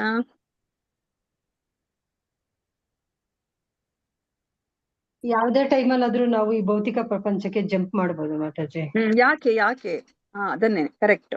ಅಲ್ಲಿ ಸುಮ್ನೆನೆ ಇರ್ತೀವಲ್ಲ ಮಾತಾಜಿ, ಏನು ಕೆಲ್ಸಾನೇ ಇರಲ್ಲ, ಸುಮ್ನೆನೆ ಇರ್ತೀವಲ್ಲ. ಎಷ್ಟು ದಿವಸ ಅಂತ ನಾವು ಸುಮ್ನೆ ಇರಕ್ಕಾಗುತ್ತೆ? ಎಷ್ಟು ದಿವಸ ಅಂತ ನಾವು ಸುಮ್ನೆ ಇರಕ್ಕಾಗುತ್ತೆ? ಅವ್ರಿಗೆ ಪ್ರೇಮ ಇರೋದಿಲ್ಲ ಮಾತಾಜಿ. ಓಕೆ. ಸೊ ಪ್ರೇಮ ಇಲ್ಲ ಅಂತಾನೆ ಅವರು ಭಕ್ತಿ ಮಾಡ್ಲಿಲ್ಲ. ಅವರು ಬೇರೆ ಮಾರ್ಗವನ್ನ ಅವರು ಉಪಯೋಗಿಸ್ಕೊಂಡ್ರು ಅಲ್ವಾ ಮುಕ್ತಿ ಪಡಿಲಿಕ್ಕೆ ಅಲ್ವಾ? ಇನ್ನೊಂದ್ ಸೆಂಟೆನ್ಸ್ ಹೇಳ್ಬೇಕು, ಇಂಪಾರ್ಟೆಂಟ್ ಸೆಂಟೆನ್ಸ್. ಎಲ್ಲ ಕರೆಕ್ಟ್. ಇನ್ನೊಂದ್ ಸೆಂಟೆನ್ಸ್ ಹೇಳ್ಬೇಕು, ತುಂಬಾ ಮುಖ್ಯವಾಗಿರೋ ಸೆಂಟೆನ್ಸ್. ನಾವ್ ಸಂಡೇಗೆ ಕಾಯ್ತಾ ಇರ್ತೀವಲ್ವಾ? ಸಂಡೇ ಅಂದ್ರೆ ನಮ್ಗೆ ಏನು ರಜಾ, ಆರಾಮಾಗಿರ್ಬೇಕು, ನಮ್ಗೆ ಅದೇ ತಾನೇ ಆಸೆ. ವಾರ ಪೂರ್ತಿ ನಾವು ಗೊಣಕೊಂಡೇ ನಾವು ಕಳಿತೀವಿ. ಸಂಡೇ ಬಂದ್ಬಿಡ್ಲಪ್ಪ ಆರಾಮಾಗಿರೋಣ ಅಂತ ಅಲ್ವಾ? ಅದೇ ತರ ನಾವಲ್ಲಿ ಆ ಬ್ರಹ್ಮನಲ್ಲಿ ಹಾಗೇನೆ, ನಿಮ್ಗೆ ಸಂಡೇ ಹೇಗಿರುತ್ತೋ ಹಂಗೇನೆ ಅಲ್ಲಿ ಏನ್ ಮಾಡೋದ್ ಬೇಕಾಗಿಲ್ಲ, ಸುಮ್ನೆ ಆರಾಮಾಗಿರ್ಬೋದು. ಮತ್ತೆ ಯಾಕೆ ನಮಗ್ ಬೇಜಾರು ಅಲ್ವಾ? ಯಾಕೆ? ಅದನ್ನ ನಾವು ತಿಳ್ಕೊಬೇಕು. ಆರಾಮಾಗಿ ಕೂತ್ಕೊಂಡ್ರೆ ಹಾ. ಅದು ಇದಾಗಲ್ಲ ಮಾತಾಜಿ, ಅದಕ್ಕೆ ಓ, ಅದು ಬೋರ್ ಆಗ್ಬಿಡತ್ತೆ, ಆರಾಮಾಗಿದ್ರೇನು ಬೋರ್ ಆಗೋಗುತ್ತೆ ಅಂತನಾ? ಬೋರ್ ಆಗೋಗುತ್ತೆ ಮಾತಾಜಿ. ಓಕೆ, ಮತ್ತೆ ಅಲ್ಲಿ correct ಭಕ್ತಿ ಆಗಿರೋದು. ಮಾಡಕ್ ಆಗಲ್ಲ ಮಾತಾಜಿ. ಅವ್ರು ಭಕ್ತಿ ಬೇಡ ಮಾತಾಜಿ, ಭಕ್ತಿ ಬೇಡ ಅಂತಾನೆ ಅವರು ಬೇರೆ ಮಾರ್ಗದಿಂದ ಅವ್ರು ಇವಾಗ ಅದನ್ನ ಕಠಿಣ ಇದ್ರೂನು ಸಹ ಅದನ್ನ ಸಾಧಿಸಿ ಅವರು ಆ ಮುಕ್ತಿಗೆ ಹೋಗಿದ್ದಾರೆ, ಅವರು ಮೋಕ್ಷವನ್ನ ಪಡ್ಕೊಂಡಿದ್ದಾರೆ, ಅವರು ಆ ಸಾಯುಜ್ಯ ಮುಕ್ತಿಯನ್ನ ಪಡ್ಕೊಂಡಿದ್ದಾರೆ ಅವರು. ಯಾಕೆ ಎಲ್ಲರಿಗೂ ಗೊತ್ತು, ಆ ಸೆಂಟೆನ್ಸ್ ಹೇಳ್ಬೇಕಷ್ಟೇ ನೀವು. ಜೀವಿಗಳು ಯಾವಾಗೂನು ಸುಮ್ನೆ ಇರಕ್ ಆಗಲ್ಲ ಮಾತಾಜಿ, ಏನಾದ್ರೂ ಹಾ, ಒಂದ್ ಅದಕ್ಕೆ ಕೆಲ್ಸನ ಏನಂತಾರ, ಮಾಡ್ತಾ ಅದನ್ನ ಇರ್ಬೇಕು. ನೀವು ಕೆಲಸ ಮಾಡ್ತಾ ಬೇರೆ ಇರ್ಬೇಕು. ರೀತಿಯಲ್ಲಿ ಹೇಳಿ ಮಾತಾಜಿ, ಅದನ್ನೇ ಬೇರೆ ರೀತಿಯಲ್ಲಿ ಹೇಳಿ, ಕರೆಕ್ಟ್ ಅದು ಬೇರೆ ರೀತಿಯಲ್ಲಿ ಹೇಳಿ. ಅಸಂಗ constitution- ಅಭಾವನ ಮಾತಾಜಿ. ನಮ್ಮ ಕಾನ್ಸ್ಟಿಟ್ಯೂಷನ್ ಪೊಸಿಷನ್ ಏನು, ನಮ್ಮ ಸ್ಥಾನ ಏನು, ನಮ್ಮ ಶಾಶ್ವತ ಸ್ಥಾನ ಏನು? ಜೀವೇರ ಸ್ವರೂಪವೇ ಕೃಷ್ಣೇರ ನಿತ್ಯದ. ದಿವ್ಯರ ನಿತ್ಯ ದಾಸ, ನಾವು ದಾಸರು, ನಾವು ಸೇವೆಯನ್ನ ಮಾಡ್ತಾನೆ ಇರ್ಬೇಕು. ಅದಕ್ಕೆ ನೋಡಿ, ಈ ಭೌತಿಕ ಪ್ರಪಂಚದಲ್ಲೂ ಅಷ್ಟೇನೆ, ನೀವು ಒಂಟಿಯಾಗಿದ್ರು ಸಹ ನೀವು ಹಾಗೆ ಇರ್ಲಿಕ್ಕೆ ಆಗೋದಿಲ್ಲ. ನೀವೇನ್ ಮಾಡ್ತೀರಾ ಅವಾಗ? ಒಂದು ನಾಯಿನಾದ್ರೂ ತಗೊಂಡ್ ಬಂದು ಅದನ್ನ ಸಾಕ್ತೀರಾ ಅಲ್ವಾ? ಏನಾದ್ರೂ ಕೆಲಸ ಸೇವೆಯನ್ನ ಮಾಡ್ತೀರಾ? ಹೌದು ಮಾತಾಜಿ. ನೀವ್ ಯಾರಿಗಾದ್ರೂ ಸೇವೆಯನ್ನ ಮಾಡ್ಲೇಬೇಕು. ಸೊ ನಾವ್ ಅನ್ಕೋತಾ ಇದೀವಿ ನಾವು ಒಡೆಯರು ಅಂತ, ಆದ್ರೆ ನಿಜವಾಗಿ ನಾವ್ ಅದನ್ನ ಅನಲೈಸ್ ಮಾಡಿದ್ರೆ ನಾವಲ್ಲಿ ಸೇವಕರೇ, ನಾವು ಸೇವೆಯನ್ನೇ ಮಾಡ್ತಾ ಇರೋದು. ಹೌದು ಮಾತಾಜಿ. ನಾವ್ ಮನೆ ಒಡೆಯರು ಅನ್ಕೋತೀವಿ, ಅಲ್ಲಿ ನಿಜವಾಗ್ಲೂ ನಾವ್ ಎಲ್ಲರ ಸೇವೆಯನ್ನ ಮಾಡ್ತಾ ಇದೀವಿ. ಇವಾಗ ಒಬ್ಬ ನಾಯಕ ಅಂತ ಅನ್ಕೋತಾನೆ, ಈ ಒಂದು ದೇಶದ ನಾಯಕ ಅಂತ, ಅವ್ನು ನಿಜವಾಗ್ಲೂ ನೋಡಿದ್ರೆ ಅವನು ಸೇವೆಯನ್ನೇ ಮಾಡ್ತಾ ಇರೋದು ಅಲ್ವಾ? ನಮ್ಮ ಸ್ಥಾನನೇ ಬಂದು ಸೇವೆ ಮಾಡೋದು. ಸೊ ಆ ಬ್ರಹ್ಮನಲ್ಲಿ ಆ ಸೇವಾ ಭಾಗ್ಯ ಇಲ್ಲ, ನಮ್ಗೆ ಸೇವೆ ಭಾಗ್ಯ ಇಲ್ಲ ಅಂದ್ರೆ ಅದು ನಮ್ಮ ಒಂದು ಏನು ಶಾಶ್ವತ ಸ್ಥಾನ, ನಮ್ಮ ಗುಣ ಅದು. ನಾವ್ ಅದಿಲ್ದಲೆ ನಾವ್ ಇರ್ಲಿಕ್ಕೆ ಆಗೋದಿಲ್ಲ ಹೆಚ್ಚು ದಿನ. ಅದಕ್ಕೋಸ್ಕರ ನಾವ್ ಏನ್ ಮಾಡ್ತೀವಿ, ಸೊ ನಾವು ಈ ಭೌತಿಕ ಪ್ರಪಂಚಕ್ಕೆ ಮತ್ತೆ ಜಾರಿ ಬೀಳ್ತೀವಿ. ನಾವು ಅಷ್ಟು ಕಠಿಣ ಪರಿಶ್ರಮ ಪಡ್ಕೊಂಡು ನಾವು ಅಲ್ಲಿ ಮುಕ್ತಿಯನ್ನ ಪಡೆದಿರ್ತೀವಿ, ಆದ್ರೆ ನಾವಲ್ಲಿ ಪತಿತರಾಗ್ತೀವಿ. ಅದನ್ನೇ ನಮ್ಗೆ ಇಲ್ಲಿ ಹೇಳ್ತಾ ಇದಾರೆ. ಆದ್ರೆ ನೀವು ಭಕ್ತಿಯನ್ನ ಮಾಡಿದ್ರೆ ಯಾವಾಗ್ಲೂ ಪತಿತರಾಗೋದಿಲ್ಲ ಅನ್ನೋದನ್ನ ನಮ್ಗೆ ಈ ಇವತ್ತಿನ ಶ್ಲೋಕದಲ್ಲಿ ನಮ್ಗೆ ಹೇಳ್ತಾ ಇದ್ದಾರೆ. ಸೊ ಅದು ತುಂಬಾ ಮುಖ್ಯವಾಗಿರುವಂತದ್ದು ನೋಡಿ. ಸೊ ಇಲ್ಲಿ ಲಕ್ಷ್ಮೀಪತಿಯಾಗಿರತಕ್ಕ ಅಂದ್ರೆ ಮಾಧವ ಲಕ್ಷ್ಮೀಪತಿ ಅಂತ ಹೇಳ್ತಾ ಇದ್ದಾರೆ. ಅಂದ್ರೆ ಯಾಕೆ ಇಲ್ಲಿ ಆ ಒಂದು ಪದಗಳನ್ನ ಭಗವಂತನನ್ನ ಕುರಿತಾಗಿ ಅವರು ಹೇಳ್ತಿದ್ದಾರೆ ಅಂತಂದ್ರೆ, ಅಂದ್ರೆ ನಮಗ್ ಗೊತ್ತಿರೋ ಹಾಗೇನೆ ಭಾಗ್ಯಲಕ್ಷ್ಮಿ ಎಲ್ಲಿರ್ತಾಳೋ ಅಲ್ಲಿ ನಮ್ಗೆ ಏನು ಕಷ್ಟ ಅನ್ನೋದು ಇರೋದೇ ಇಲ್ಲ ಅಲ್ವಾ? ಸೊ ಅಲ್ಲಿ ನಮ್ಗೆ ಸೌಭಾಗ್ಯವೇ ಇರೋದು. ಅದಕ್ಕೋಸ್ಕರ ಆ ಒಂದು ಹೆಸರಿನಿಂದ ಇಲ್ಲಿ ಭಗವಂತನನ್ನ ಅವರು ಅಂದ್ರೆ ಅದನ್ನ ಸಂಬೋಧಿಸ್ತಾ ಇದ್ದಾರೆ. ಇಲ್ಲಿ ಏನ್ ಹೇಳ್ತಾ ಇದಾರೆ, ನಿನ್ನಲ್ಲಿ ಪರಿಪೂರ್ಣ ಪ್ರೇಮದಲ್ಲಿರುವ ಭಕ್ತರು ನೋಡಿ, ಭಕ್ತಿ ಮಾರ್ಗಕ್ಕೆ ಬಂದಿದ ತಕ್ಷಣನೇ ಅವ್ರು ಇವಾಗ ಭಕ್ತರು ಅಂತ ಕನ್ಸಿಡರ್ ಆಗ್ತಾರೆ ಅಲ್ವಾ? ಅಲ್ಲಿ ಪರಿಪೂರ್ಣ ಅವ್ರಿಗೆ ಪರಿಪೂರ್ಣತೆಯನ್ನ ಅವ್ರು ಸಾಧಿಸ್ಲಿಲ್ಲ ಅಂದ್ರೂ ಸಹ, ಒಂದು ವೇಳೆ ಅವರು ಪತಿತರಾದ್ರೂ ಸಹ, ಅಂದ್ರೆ ಆ ಒಂದು ಮಾರ್ಗದಿಂದ ಅವರು ಜಾರಿದ್ರೂ ಸಹ ಅವರು ಪತಿತರಾಗೋದಿಲ್ಲ. ಭಕ್ತಿ ಮಾರ್ಗದಿಂದ ಅವರು ಯಾವ್ದೋ ಒಂದು ಏನು ಹೇಳ್ತಾರೆ, ಇವಾಗ ಫಾರ್ ಎಕ್ಸಾಂಪಲ್ ಭರತ ಮಹಾರಾಜ ಏನಾಯ್ತು, ಅವರು ಭಕ್ತಿಯನ್ನ ಮಾಡ್ಲಿಕ್ಕೋಸ್ಕರನೇ ಅವರು ಎಲ್ಲವನ್ನ ತ್ಯಾಗ ಮಾಡಿ ಅವರು ಕಾಡಿಗೆ ಬಂದ್ರು ಅಲ್ವಾ? ಭರತ ಮಹಾರಾಜ ಅವ್ರೇನು ಚಿಕ್ಕ ವಯಸ್ಸಲ್ಲೇನೆ ಬರ್ತಾರೆ, ಅವ್ರು ಭಕ್ತಿಯನ್ನ ಮಾಡ್ಬೇಕು ನಾನು ಅಂತ ಹೇಳ್ಬಿಟ್ಟು. ಅವ್ರು ಯಾವ ಒಂದು ಹಂತದಲ್ಲಿ ಇರ್ತಾರೆ ಈ ಭಕ್ತಿಯ ಹಂತಗಳಲ್ಲಿ? 9 ಹಂತದಲ್ಲಿ ಯಾವ ಹಂತದಲ್ಲಿ ಇರ್ತಾರೆ? ಭಾವ ಹಂತ. ಭಾವ ಹಂತ ಎಷ್ಟನೇ ಅಂತ ಬರುತ್ತೆ ಈ ಭಕ್ತಿಯ ಹಂತಗಳಲ್ಲಿ? 8ನೇದು ಮಾತಾಜಿ. 8ನೇದು. ಮತ್ತೆ ಇನ್ನೊಂದು ಮಾತ್ರನೇ ಅವ್ರಿಗೆ ಕಡಿಮೆ ಇರುತ್ತೆ. ಅವರು ಪರಿಪೂರ್ಣವಾಗಿ ಭಗವಂತನನ್ನ ಅವರು ಮುಖತಃ ಅವರು ದರ್ಶನ ಪಡಿಲಿಕ್ಕೆ ಆ ಪ್ರೇಮ ಹಂತಕ್ಕೆ ಹೋಗ್ಬೇಕಾಗಿರುತ್ತೆ. ಇನ್ನೊಂದು ಹಂತಕ್ಕೆ ಅವರು ಕಡಿಮೆ ಇರ್ತಾರೆ ಅಲ್ವಾ? ಆದ್ರೆ ಏನಾಗುತ್ತೆ ಅವ್ರಿಗೆ ಆ ಜನ್ಮದಲ್ಲೇನೆ ಅವ್ರಿಗೆ ಭಗವಂತನ ದರ್ಶನ ಆಗತ್ತಾ? ಭಗವಂತನ ಲೋಕಕ್ಕೆ ಹೋಗ್ಲಿಕ್ಕೆ ಆಗತ್ತಾ ಭರತ ಮಹಾರಾಜನಿಗೆ? ಇಲ್ಲ ಅಲ್ವಾ? ಏನಾಗುತ್ತೆ, ಅವರು ಆ ಒಂದು ಭಾವ ಹಂತದಲ್ಲಿ ಅವರು ಪತಿತರಾಗ್ತಾರೆ. ಅಂದ್ರೆ ಪತಿತ ಅಂದ್ರೆ ಇಲ್ಲಿ ಯಾರು ಅಭಕ್ತರ ಬಗ್ಗೆ ನಾವು ಹೇಳ್ತಾ ಇದೀವಿ, ಆ ಬ್ರಹ್ಮನ್ ಜೊತೆಗೆ ಹೋಗಿ ಸೇರ್ತಾರಲ್ಲ, ಅವ್ರ ತರ ಪತಿತರಾಗೋದಿಲ್ಲ. ಅಂದ್ರೆ ಅವ್ರಿಗೆ ಏನಾಗುತ್ತೆ, ಭಗವಂತನ ರಕ್ಷಣೆ ಯಾವಾಗ್ಲೂ ಇರುತ್ತೆ. ಅವ್ರಿಗೆ ಆ ಜನ್ಮದಲ್ಲಿ ಭಗವಂತ ಸಿಕ್ಲಿಲ್ಲ, ಆದ್ರೆ ಏನಾಯ್ತು, ಅವರು ನೆಕ್ಸ್ಟ್ ಜನ್ಮದಲ್ಲಿ ಅವರು ಏನಾಗ್ಬಿಡ್ತಾರೆ? ಭರತ ಮಹಾರಾಜ ಜಿಂಕೆ ಆಗಿ ಹುಡ್ತಾರೆ ಮಾತಾಜಿ. ಯಾಕೆ ಜಿಂಕೆಯಾಗಿ ಹುಡ್ತಾರೆ ಅವರು? ಆ ಜಿಂಕೆ ಭಾವದಲ್ಲಿ ಅದನ್ನ ನೆನ್ಪು ಮಾಡ್ಕೊಳ್ತಾರಲ್ವ ಮಾತಾಜಿ ಅವರು. ಇವಾಗ್ಲೂ ಜಿಂಕೆ ಧ್ಯಾನದಲ್ಲೇ ಇರ್ತಾರಲ್ಲ ಮಾತಾಜಿ. ಜಿಂಕೆಯನ್ನೇ ನೆನಪಿಸ್ಕೊಂಡು ಅವರು ದೇಹವನ್ನು ಬಿಟ್ಟಿದ್ದಕ್ಕೆ ಅವ್ರಿಗೆ ಏನಾಗುತ್ತೆ, ನೆಕ್ಸ್ಟ್ ಜನ್ಮದಲ್ಲಿ ಜಿಂಕೆಯಾಗಿ ಹುಡ್ತಾರೆ. ಇವಾಗ ನಮಗ್ ಗೊತ್ತಿರೋ ಹಾಗೇನೆ ಜಿಂಕೆಯಾಗಿ ಹುಟ್ಟ್ರೆ ಬರ್ದೆ ಹೋದ್ರೆ ಕೇಳಿಸ್ತಿಲ್ಲ. ಓಕೆ, ಜಿಂಕೆಯಾಗಿ ಹುಟ್ಟಿದ್ರೆ ಏನಾಗುತ್ತೆ, ನಮಗ್ ಗೊತ್ತಿರೋ ಹಾಗೇನೆ ಮತ್ತೆ ಅದು ಎಷ್ಟೊಂದು ಯೋನಿಗಳಲ್ಲಿ ಮತ್ತೆ ಹುಟ್ಟು ಸಾವನ್ನ ಪಡ್ಕೊಂಡು ಕೊನೆಗೆ ಮನುಷ್ಯ ಜನ್ಮ ಬಂದು ಮತ್ತೆ ಭಕ್ತಿಯನ್ನ ಮಾಡಿ ಅದು ಭಗವಂತನ ಬಳಿಗೆ ಹೋಗ್ಬೇಕು. ಆದ್ರೆ ಇಲ್ಲೇನಾಯ್ತು ಭರತ ಮಹಾರಾಜನಿಗೆ ಜಿಂಕೆ ಜನ್ಮದಲ್ಲಿದ್ದಾಗ? ಮಾತಾಜಿ ಭಕ್ತಿ ಮಾಡಿದ್ರು ಮಾತಾಜಿ. ಹಾ ಅಲ್ವಾ, ಅವರು ಒಂದು ಪ್ರಾಣಿಯಾಗಿದ್ರು ಸಹ ಭಗವಂತನ ಅನುಗ್ರಹ ಇದೆ ಅವ್ರಿಗೆ. ಭಕ್ತಿ ಮಾರ್ಗದಲ್ಲಿ ಇದ್ದಿದ್ರಿಂದ ಭಗವಂತ ಕೈ ಬಿಡ್ತಿಲ್ಲ. ಭಗವಂತ ಏನ್ ಅನುಗ್ರಹ ಮಾಡ್ತಾರೆ ಭರತ ಮಹಾರಾಜನಿಗೆ? ಅವರು ಜಿಂಕೆ ರೂಪದಲ್ಲಿ ಇದ್ದಾಗ್ಲೇ ಭಕ್ತಿ ಮಾಡಿ ಮತ್ತೆ ಅವ್ರಿಗೆ ಮನುಷ್ಯ ಜನ್ಮ ಹಾ ಬರುತ್ತೆ ಮಾತಾಜಿ. ಅಲ್ವಾ, ಅವ್ರಿಗೆ ಹಿಂದಿನ ಜನ್ಮದ ಸ್ಮರಣೆ ಕೊಡ್ತಾರೆ. ಅವ್ರು ಯಾರು, ಅವ್ರದ್ದೇನು ಸ್ಥಾನ ಅಂತ ಅರಿವಿರುತ್ತೆ ಅಲ್ವಾ. ಅದಕ್ಕೆ ಜಿಂಕೆ ಆಗಿದ್ರು ಸಹ ಅದು ಬೇರೆ ಜಿಂಕೆಗಳ ಜೊತೆ ಸೇರೋದಿಲ್ಲ. ಎಲ್ಲಿರ್ತಾ ಇತ್ತದು ಆ ಭರತ ಅದು ಮಹಾರಾಜ ಜಿಂಕೆ ಆದಾಗ? ಆಶ್ರಮದಲ್ಲಿ ಇರ್ತಿತ್ತು ಮಾತಾಜಿ. ಋಷಿ ಮುನಿಗಳ ನಂತರ ಆಶ್ರಮದ ಸುತ್ತಲನೇ ಇರ್ತಾ ಇತ್ತು ಅಲ್ವಾ. ಅದು ಹಸಿ ಎಲೆಗಳನ್ನ ಹುಲ್ಲುಗಳನ್ನ ತಿಂತಾ ಇತ್ತ ಅದು ಜಿಂಕೆ? ಇಲ್ಲ ಮಾತಾಜಿ, ಒಣಗಿರೋ ಹುಲ್ಲು ಮತ್ತೆ ಎಲೆಗಳನ್ನ ತಿಂತಾ ಇತ್ತು. ಅಂದ್ರೆ ನೋಡಿ ಅಷ್ಟು ಒಂದು ಅನ್ಕೊಳ್ತಿತ್ತು ಮಾತಾಜಿ. ಪ್ರಾಣಿ ಜನ್ಮದಲ್ಲೂ ಸಹ ಅದು ಇವಾಗ ಒಂದು ತಪಸ್ಸನ್ನ ಮಾಡ್ತಾ ಇದೆ ಅದು ಅಲ್ವಾ. ಅಂದ್ರೆ ಭಗವಂತ ಆ ಒಂದು ಜಿಂಕೆಗೆ ಅನುಗ್ರಹ ಮಾಡಿದ್ದಾರೆ ಅಲ್ವಾ. ಯಾಕಂದ್ರೆ ಅವರು ಭಕ್ತ, ಅವ್ರು ಇವಾಗ ಭಕ್ತಿ ಮಾರ್ಗದಲ್ಲಿ ಒಂದ್ ಸ್ವಲ್ಪ ಜಾರಿದ್ದಾರೆ ಅಲ್ವಾ. ಜಾರಿದ್ರೂ ಸಹ ಭಗವಂತ ಯಾವತ್ತೂ ಸಹ ನನ್ನ ಭಕ್ತರನ್ನ ಕೈ ಬಿಡೋದಿಲ್ಲ. ಮತ್ತೇನಾಗುತ್ತೆ ಅವ್ರಿಗೆ? ಭರತ ಮಹಾರಾಜ ಜಿಂಕೆ ಜನ್ಮವನ್ನ ಬಿಟ್ಟ ಮೇಲೆ ಏನಾಗುತ್ತೆ ಅವ್ರಿಗೆ? ಜಡಭರತಾಗಿ ಹುಡ್ತಾರೆ ಮತ್ತೆ. ಜಡಭರತನಾಗಿ ಹುಡ್ತಾರೆ. ಜಡಭರತನಾಗಿ ಹುಟ್ಟಿದಾಗ ಅವ್ರು ಹಿಂದೆ ಮಾಡಿರೋ ತಪ್ಪನ್ನ ಅವ್ರು ಮಾಡೋದಿಲ್ಲ. ಅವಾಗ್ಲೂ ಸಹ ಅವ್ರಿಗೆ ಹಿಂದಿನ ಜನ್ಮದ ಸ್ಮರಣೆ ಇರುತ್ತೆ ಅಲ್ವಾ. ಈ ಜನ್ಮದಲ್ಲಿ ನಾನು ಭಕ್ತಿಯನ್ನ ಮಾಡಿ ನಾನು ಭಗವಂತ ಲೋಕಕ್ಕೆ ಹೋಗ್ಬೇಕು ಅಂತ ಹೇಳ್ಬಿಟ್ಟು ಭರತ ಮಹಾರಾಜ ಅವರು ಯಾವ ಒಂದು ಕುಟುಂಬದಲ್ಲಿ ಹುಡ್ತಾರೆ ಆಗ? ಭರತ ಮಹಾರಾಜ ಬ್ರಾಹ್ಮಣರ ಕುಟುಂಬದಲ್ಲಿ ಹುಡ್ತಾರೆ. ನಮ್ಗೆ ಭಗವದ್ಗೀತೆಯಲ್ಲಿ ಕೃಷ್ಣ ಏನಂತ ಹೇಳಿದರೆ ಅರ್ಜುನ ಆ ಪ್ರಶ್ನೆಯನ್ನ ಕೇಳ್ತಾರೆ ಅಲ್ವಾ. ಅಕಸ್ಮಾತ್ ಇವಾಗ ಭಕ್ತಿ ಮಾರ್ಗದಲ್ಲೂ ಸಹ ನಾನು ಪರಿಪೂರ್ಣತೆಯನ್ನ ಪಡಿಲಿಲ್ಲ ಅಂದ್ರೆ, ಈ ಕಡೆ ನಾನು ಭೌತಿಕವಾಗೂ ಏನೋ ಸುಖವನ್ನ ನಾನು ಅನುಭವಿಸ್ಲಿಲ್ಲ, ಇಲ್ಲಿ ಭಕ್ತಿಯಲ್ಲೂ ಸಹ ನಾನು ಪರಿಪೂರ್ಣತೆಯನ್ನ ಹೊಂದ್ಲಿಲ್ಲ ಅಂತಂದ್ರೆ, ಒಂದು ಚಿಕ್ಕ ಮೋಡ ದೊಡ್ಡ ಮೋಡದಿಂದ ಚದುರ್ಕೊಂಡು ಹೋಗ್ಬಿಟ್ರೆ ಅದೇನೋ ಪ್ರಯೋಜನ ಇಲ್ಲ ಅಲ್ವಾ. ದೊಡ್ಡ ಮೋಡದ ಜೊತೆ ಸೇರ್ಕೊಂಡಿದ್ರೆ ಮಳೆನಾದ್ರೂ ಬೀಳುತ್ತೆ. ಈಗ ಒಂದು ಚಿಕ್ಕ ಪೀಸ್, ಒಂದು ತುಂಡು, ಮೋಡದ ತುಂಡು ಏನೂ ಪ್ರಯೋಜನ ಇಲ್ಲ ಅಲ್ವಾ. ಆತರ ನನ್ ಗತಿ ಆಗ್ಬಿಡುತ್ತಲ್ಲ ಅಂತ ಹೇಳ್ಬಿಟ್ಟು ಅರ್ಜುನ ಕೇಳಿದಾಗ ಕೃಷ್ಣ ಏನ್ ಹೇಳ್ತಾರೆ 6ನೇ ಅಧ್ಯಾಯದಲ್ಲಿ? ಸ್ವಲ್ಪ ಮುಪ್ಯಸ್ಯ ಧರ್ಮಸ್ಯ ಅಂತ ಒಂದು ಶ್ಲೋಕ ಇದೆ ಅಲ್ವಾ ಮಾತಾಜಿ. ಎರಡನೇ ಶ್ಲೋಕದಲ್ಲಿ ಅಲ್ಲ ಸರಿ, 2ನೇ ಅಧ್ಯಾಯದಲ್ಲಿ ಹೇಳ್ತಾರೆ ಮಾತಾಜಿ. ಅದು ಕರೆಕ್ಟೇ. ಸ್ವಲ್ಪ ಮಪ್ಯಸ್ಯ ಧರ್ಮಸ್ಯ ತ್ರಾಯತೋ ಮಹತೋ ಭಯಾತ್ ಅಲ್ವಾ. ನಾವು ಸ್ವಲ್ಪ ಭಕ್ತಿ ಮಾಡಿದ್ರು ಸಹ ಅದು ನಮ್ಮನ್ನ ಮಹಾಭಯದಿಂದ ಕಾಪಾಡುತ್ತೆ ಅಂತ ಹೇಳ್ತಾರಲ್ವಾ. ಪ್ರಭುಪಾದ್ರು ಯಾವಾಗ್ಲೂ ಹೇಳ್ತಾ ಇದ್ರು ಇದನ್ನ. ಅವರು ಅಮೆರಿಕಾದಲ್ಲಿ ಅವ್ರು ಪ್ರವಚನ ಕೊಟ್ಮೇಲೆ ಕೊನೆಯಲ್ಲಿ ಯಾವಾಗ್ಲೂ ಇದನ್ನ ಹೇಳ್ತಾ ಇದ್ರು. ಯಾಕಂದ್ರೆ ಪಾಪ ಅವ್ರಿಗೆ ಏನೂ ಅರ್ಥ ಆಗ್ತಿರ್ಲಿಲ್ಲ. ಆದ್ರೂ ಸಹ ನೀವೆಲ್ಲರೂ ಸಹ ಬನ್ನಿ, ಈಗ ಕೇಳಿಸ್ಕೊಳ್ಳಿ ಇದನ್ನ, ನೀವು ಈಗ ಕೇಳಿಸ್ಕೊಂಡ್ರೆ ಸಾಕು, ನೀವು ಇದು ನಿಮ್ಮನ್ನ ಮಹಾಭಯದಿಂದ ರಕ್ಷಣೆಯನ್ನ ಕೊಡುತ್ತೆ ಅಂತ ಹೇಳ್ಬಿಟ್ಟು. ಅವಾಗ ಅವ್ರಿಗೆಲ್ಲ ಆಶ್ಚರ್ಯ ಆಗುತ್ತೆ ಅಲ್ವಾ. ಏನಂತ ನಮಗ್ ಭಯ ಅಂತ ಹೇಳ್ಬಿಟ್ಟು. ನೋಡಿ ನಮ್ಗೆ ಅರ್ಥನೇ ಆಗೋದಿಲ್ಲ. ನಮ್ಗೆ ಇನ್ನೊಂದ್ ಜನ್ಮ ಇದೆ ಅಂದ್ರೆ ನಾವು ನಂಬೋದಿಲ್ಲ. ಮತ್ತೆ ಇನ್ನೊಂದ್ ಜನ್ಮದಲ್ಲಿ ನಾವು ಒಂದು ಪ್ರಾಣಿ ವರ್ಗದಲ್ಲಿ ಹುಡ್ತೀವಿ ಅಂದ್ರೆ ಅದನ್ನು ಸಹ ನಮ್ಗೆ ಭಯನೇ ಇಲ್ಲ ಅಲ್ವಾ. ಅದೊಂದು ಭಯಂಕರ ಜೀವನ ಅಂತನೂ ನಾವು ಅನ್ಕೋತಾ ಇಲ್ಲ ಅಲ್ವಾ. ಸೊ ಅಷ್ಟು ನಮ್ಗೆ ಮೌಢ್ಯತೆ ಇದೆ, ಅಷ್ಟು ಒಂದು ಭ್ರಮೆಯಲ್ಲಿ ನಾವು ಜೀವನವನ್ನ ಮಾಡ್ತಾ ಇದ್ದೀವಿ. ಒಂದು ಪ್ರಾಣಿಗಳಾಗಿ ಹುಟ್ಟಿದ್ರು ಪರವಾಗಿಲ್ಲ, ಈ ಜನ್ಮದಲ್ಲಿ ನನ್ಗೆ ಹೆಂಗ್ ಬೇಕೋ ಹಂಗ್ ಜೀವನ ಮಾಡ್ತೀವಿ ಅನ್ನೋ ಒಂದು ಮನಸ್ಥಿತಿಲಿ ನಾವಿದೀವಿ ಅಲ್ವಾ. ಆದ್ರೆ ಭಕ್ತಿ ಮಾಡಿದ್ರೆ ಭಗವಂತ ಯಾವತ್ತೂ ಸಹ ನಮ್ಮನ್ನ ಕೈ ಬಿಡೋದಿಲ್ಲ. ಸೊ ಈ 6ನೇ ಅಧ್ಯಾಯದಲ್ಲಿ ಏನಂತ ಹೇಳ್ತಾರೆ ಅರ್ಜುನನ ಈ ಪ್ರಶ್ನೆಗೆ?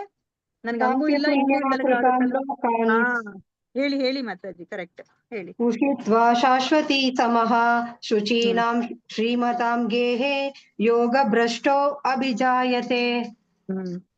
ಸೊ ಅಂತವ್ರು ಏನಾಗುತ್ತೆ, ಅವರು ತುಂಬಾ ವರ್ಷಗಳ ಕಾಲ ಅವರು ಸ್ವರ್ಗದಲ್ಲಿ ಅವರು ಎಲ್ಲಾ ಸ್ವರ್ಗ ಸುಖಗಳನ್ನ ಅನುಭವಿಸ್ಕೊಂಡು ಮತ್ತೆ ಅವರು ಈ ಭೌತಿಕ ಪ್ರಪಂಚದಲ್ಲಿ ಯಾರ ಮನೆಯಲ್ಲಿ ಹುಡ್ತಾರೆ?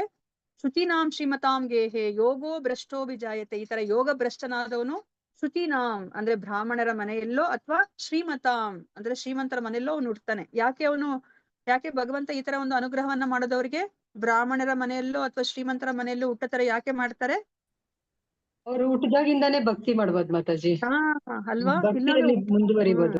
ಊಟ ತಿನ್ನಕ್ಕೇನೆ ಗತಿ ಇಲ್ಲ ಅಂತಂದ್ರೆ ನಾವ್ ಬರೇ ನಮ್ಮ 24 ಗಂಟೆಗಳನ್ನ ನಮ್ಗೆ ಹೊಟ್ಟೆ ತುಂಬಿಸ್ಕೊಳ್ಲಿಕ್ಕೆ ನಾವು ಕೊಡ್ಬೇಕಾಗತ್ತೆ. ಭಕ್ತಿ ಮಾಡ್ಲಿಕ್ಕೆ ಎಲ್ ಸಮಯ ಇದೆ ಅಲ್ವಾ. ಹರಿ ಅಂತ ಹೇಳಕ್ಕೂ ನಮ್ಗೆ ಸಮಯ ಇಲ್ಲ. ಇವಾಗ ಯಾರಾದ್ರೂ ಭಗವದ್ಗೀತೆ ಕ್ಲಾಸಿಗೆ ಬನ್ನಿ ಅಂದ್ರೆ ಎಲ್ಲರೂ ಹಾಗೆ ಹೇಳ್ತಾರೆ, ನಮಗ್ ಸಮಯ ಇಲ್ಲ ಅಂತ ಹೇಳ್ತಾರೆ ಅಲ್ವಾ. ಯಾಕಂದ್ರೆ ಅಷ್ಟು ಮುಳುಗೋಗಿದ್ದಾರೆ ಅವರು ಇಂದ್ರಿಯ ಸುಖದಲ್ಲಿ ಅಲ್ವಾ.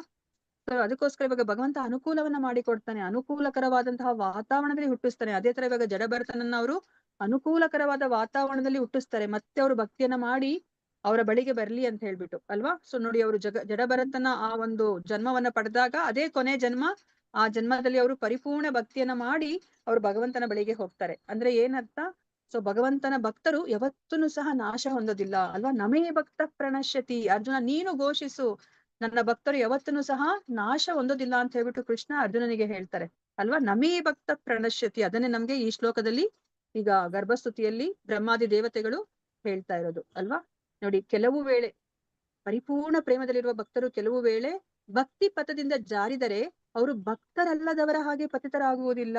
ನೋಡಿ, ಭಕ್ತರಲ್ಲದವರು ಏನಾಯ್ತು, ಆ ಬ್ರಹ್ಮಜ್ಯೋತಿಯಿಂದ ಅವರು ಮತ್ತೆ ಭೌತಿಕ ಪ್ರಪಂಚಕ್ಕೆ ಬಂದು ಹುಟ್ಟು ಸಾವಿನ ಚಕ್ರದಲ್ಲಿ ಮತ್ತೆ ಸಿಕ್ಕಾಕೊಂಡು ಬಹುನಾಮ್ ಜನ್ಮ ನಾಮ್ ಅಂತೆ ಗೊತ್ತಿಲ್ಲ ಅವ್ರು ಯಾವಾಗ ಮತ್ತೆ ಅವ್ರಿಗೆ ವಾಸುದೇವನೇ ಸರ್ವಮಿತಿ ಅಂತ ಯಾವಾಗ ಅನ್ಸುತ್ತೋ ಗೊತ್ತಿಲ್ಲ ಅಲ್ವಾ?